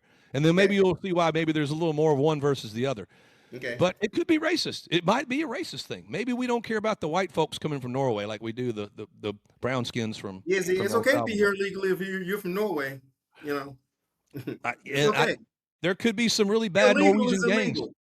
Mm-hmm. Some bad Norwegian gangs. I don't know what those are. You're right. I might actually learn something. So, all right, look, I know we've been in this for over an hour and a half, but I really do want to hear this FBI thing, especially because I think that and we don't have to spend an hour on it or anything, but it does intrigue me that. Did you watch the video? Yeah. It intrigues me that there is things going on that people working every day and putting their lives on the line, or they're inserting themselves in situations, and they'll never get a thank you. Nobody will ever know about it. They may have saved thousands of lives, and we may never know about it. And just like this Trinidad or this, you know, El Salvador thing, the only time you might actually get any daylight for these people is when something goes wrong, you know, and maybe they did 100 things right. You know, maybe we've deported so many bad people and it's a super good thing, but the one thing you messed up is the only thing you're gonna hear about. The FBI to me is on my crap list in many ways because of some of the stuff they have done that has seen daylight, but can't forget about all the good that they do. And some of these people that, you know, and it wasn't always this way. I mean, I think there's aspects of it that have always been, you know, used improperly, but there is a lot of good going on with LEOs, law enforcement, people that are embedded in things, and it's not easy work. But you can set this up. I don't, you know, I just feel like that in the overall scope of things, it's just it's thankless because these people can't really talk about what they do, or some of them are embedded. They can be killed, and it may bring to light a lot of stuff that people didn't really realize was near them. maybe there's a pedo ring near you. In your case, with this video you showed me, there was in Rome, Georgia. You know, I don't remember now. What year did the guy say all that was going down? I forget. Well, you know, it wasn't like it was last year or anything, but I Right. mean, there was a a big white supremacist thing that they were plotting to do some things, and yeah, I'll let you set up what the plot was and what all and what the guy. It's just a cool story. Yeah. Go ahead. The reason why I even brought that is I saw a video on YouTube, undercover FBI agent who's retired now was kind of sharing some insights on undercover work. And he talked about several cases that he worked on as an undercover agent, but he specifically talked about a case that he did based out of Rome, Georgia, where he Yep. infiltrated a KKK um, group, all right, that were plotting to murder some. Were they Jewish? I believe. Yeah.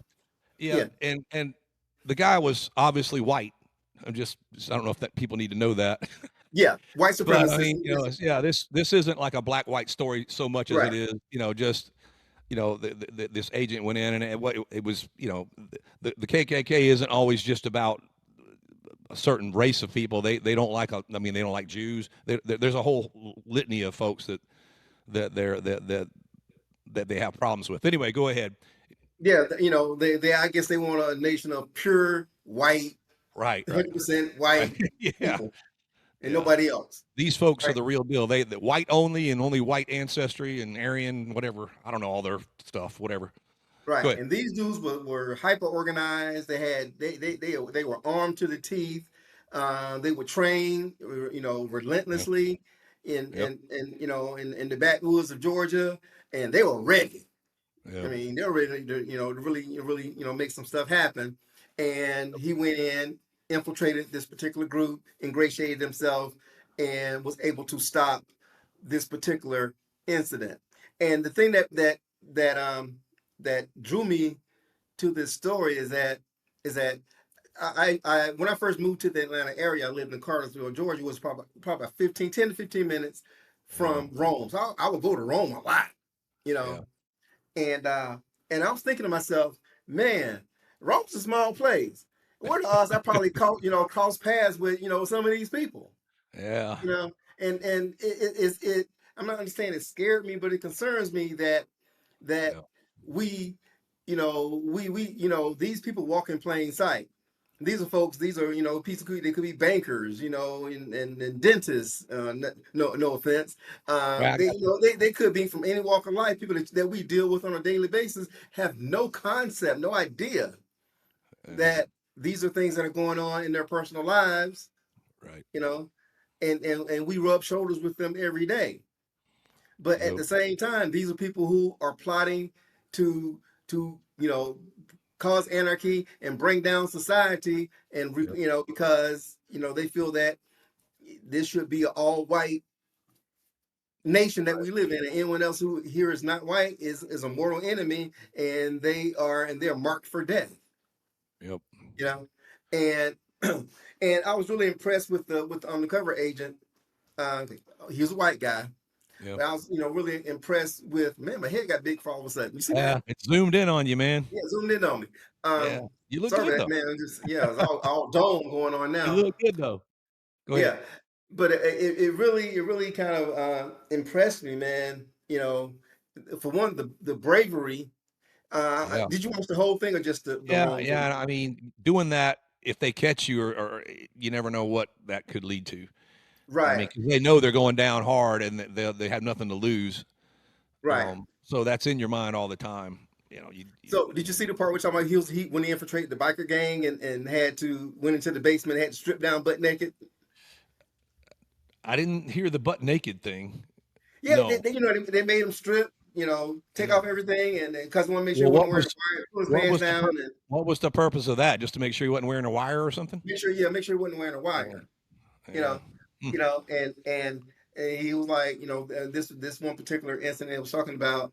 Yeah. Um, Thankfully he wasn't wearing a wire, but he had like an attack team or whatever, close by, and everything to kind of help them out, all that kind of stuff. But that has nothing to do with the whole Rome, Georgia thing. Yeah.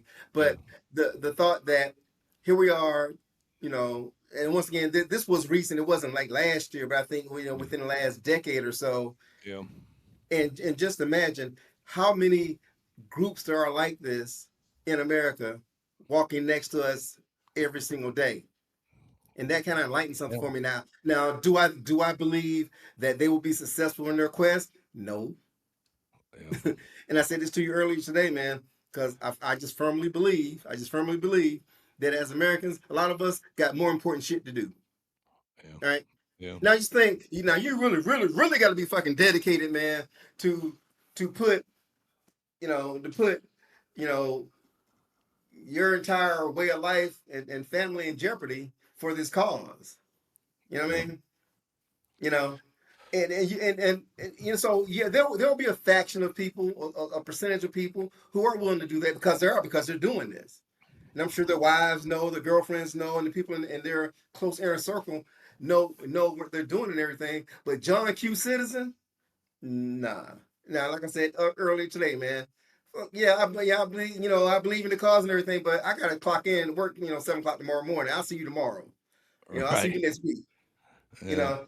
I gotta pay my mortgage. I gotta pay my car note. I got a 401k that I gotta make sure I keep intact. All these I got a lot of shit to lose. Right. You know what I mean? And just think about how delusional do you have to be to think that you arm up and kill a few people that you can take over the nation. Right. Pretty delusional. That is beyond idiotic. And You know you how many think layers you have to go through to take over a nation, to take over the most powerful nation in the world? Yeah. And you some dude, from backwoods Rome, Georgia, live in a fucking trailer. Yeah. Well, people that become zealots, they're true believers. It's really amazing how the mind will work. And if you feel like you're around enough people like that, I mentioned to you that if we knew like every pedophile, I got one living next door, and you didn't know that, and and you've suddenly found out all the information about, or this guy, his arrest records. Oh my God, I mentioned the groups that are protesting, for the Palestine thing. They literally have Hamas flags waving them in downtown New York. There's 12,000 of them. Like that's a lot of people. You get around something like that, it's almost like a concert crowd, and they're all feeling the same way, and it's almost on the verge of violence there. And you're like, these people are they Americans? Or are these people? Do they really hate Jewish folks that much? Or the KKK again. Maybe there's 7,000 of them in Atlanta, which is a large number. I don't know. I really have no clue. I have no clue. But if you had that many get together, that wouldn't be great. That would be bad. If they actually wanted to do something. But think about it, man. Let me ask you this question, man. Think about it. Think about it. Yeah, you got a choice. You got a choice between overthrowing the government and paying your mortgage. Which one are you going to choose? Let me say it this way. If I knew that if I picked one or the other, it would actually happen, I don't know. That would be a tough choice. But what is really going to happen? You're going to try to do this, and you're going to go to jail. So yeah, pay your mortgage. I mean, look, I never really joined with any of these patriot groups or whatever, but I actually have an affinity for some of the mindset in some ways. Not what you're thinking. It's more about Second Amendment. If the government becomes too big and starts encroaching on you in ways where it's actually a threat to you, then you should have the ability to get together with other people and defend yourselves. But anybody that would be in one of these, if I was in one of these groups and and there was some guy in there going, oh, we should arm up, and we should, I would either immediately think this dude's stupid, but more than likely is a Fed. He's in there, trying to, it's an embedded guy like the guy in this situation with the KKK. So you almost have to be really good and almost maybe even do some things that are really questionable to make sure they believe you. In something like that, that would be a rough assignment. Now he did say, as undercover, you can't commit a crime, you I can't do know. drugs. Think about it. I Yeah, mean, let's say you're with gang activity. I mean, we've all seen movies where the guy maybe takes some pop shots or even like slaps somebody around or whatever, to try to prove, but I mean, that's a movie. In reality, the things don't, that could screw up the entire case, because the guy broke the law or whatever. yeah. So, but it's really America is awesome because we can form groups, we can speak out, we do have the ability to petition, to protest, and all these wonderful things. And unfortunately, people with bad intentions, they have the same rights to do all that. And so the question becomes, what's the government's role in that, or law enforcement's role in that? And when are you encroaching on rights versus protecting? And like I said, not an easy thing to tackle. There are times where it just seems like crystal clear, like you're doing something wrong here. This is abuse of power. Then there's other times where, like this Garcia guy, on the face of it, I like a lot of it, but there are some problems there that like you mentioned. I mean, is jail the right answer for this guy? And not just jail. This is a jail in another country where it's going to be bad. So does anything he did here warrant that? But if we deported him, I think that's probably where he might have ended up anyway. But who can say? That's on El Salvador or whatever. So I'm not trying to go back to that. I'm just saying sometimes we get into these situations where we're trying to say like the nation as a whole is bad, or the law enforcement is just terrible. Well, I mean, it's not always so easy until you're in that situation. But I am thankful there are people that do that work, and they're trying to stay above board and protecting us and doing the right things. And anytime we find a story like that, I think it's probably worth bringing up. I should probably I didn't have it. Maybe I'll put it in the in our whenever we do the show, I'll have a link to that. People can go watch that because it's worth watching. It's pretty cool. And maybe we're more partial to it because we're from Georgia. I mean, I used to hear stories about Forsyth being like a mecca for KKK way back. You're talking like 30 years ago. I mean, I think a lot of this stuff is petering out, dying out, I think. But, or these people are so marginalized, they're just, they're unless they're trying to do something really, really quiet underneath, and they're just going to pop out of nowhere and cause some big problem. I just feel like a lot of these folks are dying off. Their children are not necessarily in the same mindset as their parents. And that's what you can hope. That's all you can hope for is, if you're not getting taught the right thing at home, like I told you, I grew up, if I'd have grown up in a different situation, who knows? Who knows what my mindset would be? I don't think you like parts of my mindset as it is right now, but it could definitely have been worse. And that's just me being born in America. I'm thankful for it. I didn't get born in El Salvador, and I wasn't born under KKK members in Rome, Georgia, who are plotting to kill Jews. So sometimes people get their belief systems honestly, even though it's a bad rap or a bad thing. And it's not so much I don't like that you're Jewish and I'm or you're Hindu and I'm you're going to hell. None of that. It's whenever people are when stuff is wrong, or you're doing something that's, if you're taking someone's life, or you're beating them up or whatever, or you're using your powers that you have to enrich yourself at their loss in an unfair way. I mean, these things they transcend religion to me, and they transcend cultures. Just certain things are just wrong, and it's easy to know that. But humans tend to do the wrong things in all cultures in very similar ways, sadly. So my view in this show, like it has always been, is that me and you do have deep differences in certain ways, but I learn from you. I learn why you think that. Maybe in certain instances, we come to an agreement on parts of things, and it helps me to understand why we think differently or whatever, and maybe it brings a little peace, or at least a better thought about stuff. And maybe I'll handle things differently. My belief systems are probably not going to change at this point as far as certain core things, but I don't know. And maybe some little part of what I'm saying might, change the way you think about something or deal with other things. But I feel sad for the kids, those two boys. The one killed the other for whatever reason it was. Both of their lives are really kind of lost, in my opinion. But I know whether it was self-defense and all, we'll just have to see. The Garcia guy, I don't think this story's going away until this dude comes back. Or there's just El Salvador just says we're not letting him go. I mean, I don't know what they're going to want Trump to do at that point.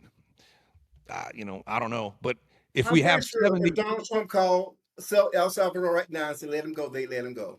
I'm pretty sure he of would. that. He would. So facilitating it was probably the wrong word. But the overall problem is the out of control immigration we've just let go, and now the secondary problem is we're not able to undo it.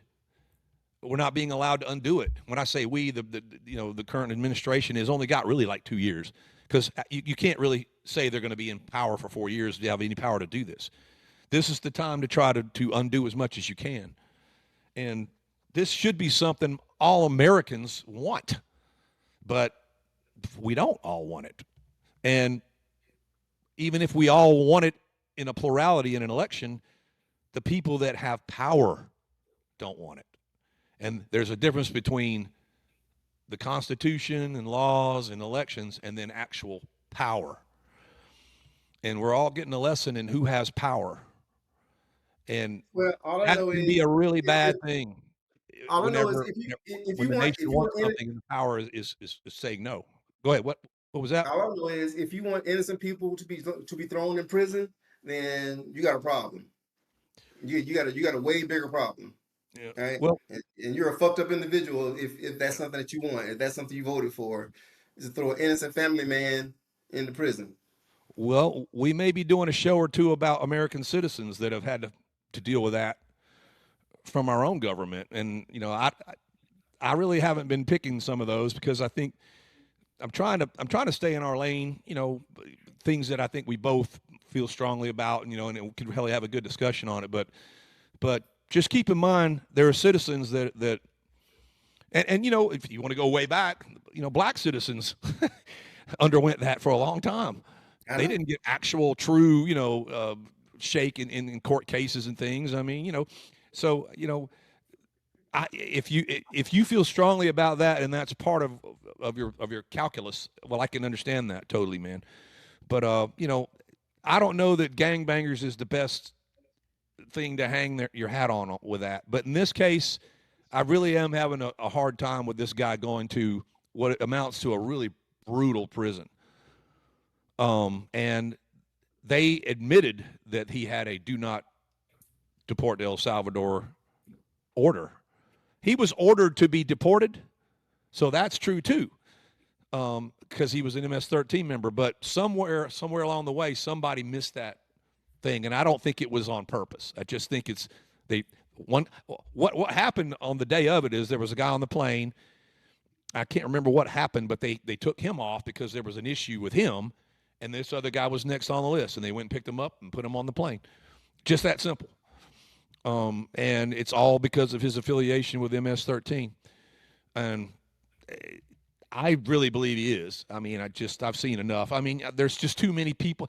Everybody's wrong here. I can go down the list of things over the course of 5-6 years. They're all lying. They're all made it up. I believe that he's a member of MS-13, but I don't believe he's an active he member. was at one point. Now is he now? Yeah. No. Who knows? But is he an active member? I mean, is he someone who out, nailing people to walls? No. Who knows? It looks like he wasn't doing that here, thankfully. So. But some of these guys, they are. Some of these guys are they literally were caught doing this or that, or and they're making faces in the pictures and all like, yeah, I am, and they're like they don't give a shit. And there should be no stopping that. We should all be like, yes, get those guys gone. Why tie up our funds and all stuff here whenever this other country is willing to put them over there? It's insane to me, but and they're citizens of this other country anyway. That's my brain on it. But I thank you for, kind of like changing me into thinking about the whole prison part of it, because I'm saying deport, but in this case, it's not just deport. He's deported, and he's going to end up in a situation that's pretty bad. If you came to Mexico or whatever, and came from Mexico or whatever, and then we deport you back, well, then you're back in Mexico. I mean, not great if you wanted to be in America, but you're not necessarily in a prison. So, but sending you, picking you up here and then sending you to Guatemalan prison or something, well, that's a total different outcome for you. But if enough people are having that done, you're probably not going to try to cross that border either. So I can see the deterrent factor of it. You see what I'm saying? Yeah. So, especially if you're one of these gangbangers, well, if I go there and they catch me, I'm going to end up over here. Don't want to do that. I'm probably better off just staying right the hell where I am, or pick a different location or whatever. So you can understand the motivation behind it. It's not some, I'm a monster and I want, But anyway, all right, man. I promise you, I'll try to do this more than once a month. But the fact that we waited a little bit, there was some good topics that came out from that. So yeah. Yeah. Anyway, I'll let you close us out, man, or I'd like you to close us out, I should say. All right. Hey, some incendiary topics here. I think we kept it simple enough. I said Yeah, fuck did. maybe one time too many, but that's just how I get down. But yeah, I mean, we'll continue to do these shows. Everybody out there listening, if you are listening, thank you guys for giving us this platform. Please be sure to follow us, subscribe, get the word out. We're going to continue to do these shows. Because I think it's important that we share, our views, and maybe encourage others to share their views as well. And one does what one can. Yep. And if us enlightening the way we feel about things from different sides of the spectrum will open up cogent thought and cogent discourse, then I think we've succeeded. So that being said, we're going to keep doing the shows, and hopefully we'll provide you with a little more entertainment and less morbid. Right. Yeah, I understand. less morbid stuff, man. And because we shouldn't just talk about the bad things that happen in America. There's a lot of good things that happen in America as well that we need to, conversate about as well. So that being said, catch us next time, Mike. Yeah, man. Thank you, dude. Black, white, left, right. I am the white guy. He's the black guy. Thank you for giving us the time, and look forward to the new topics that Alonzo comes up with for next time. And again, share us, link to us, and if you like it, and if there's things we need to improve or you have any feedback, also nothing wrong with sending that as well. So I want to hear from you. And I want a Jose Cuervo sponsorship. Yeah, well, maybe we can work on that, man. Yeah, well, you definitely have been having them during the show. Maybe that's what's keeping you so calm. I don't know. You just have a couple drinks, man. Make it do what it do. Yeah. Well, I have a little bit of something in my cup here, but I don't get into divulging what's in there. I need to have a nice little fancy glass like you, man. All right, guys. Hey, a little late for this, but happy Easter, and Cinco de Mayo is coming up. So we love Mexico. I visit there. It's not like I hate Mexicans or something, man. Get out of here with that stuff here. Everybody loves Mexicans on May 5th, man. All of a sudden, well, we're definitely going to enjoy them then. It's Taco Tuesday tonight, in fact, actually. So, all right, guys, y'all have a good one, and we'll be back with you hopefully in about, like I said, 10 to 14 days. Peace out. Take care, guys.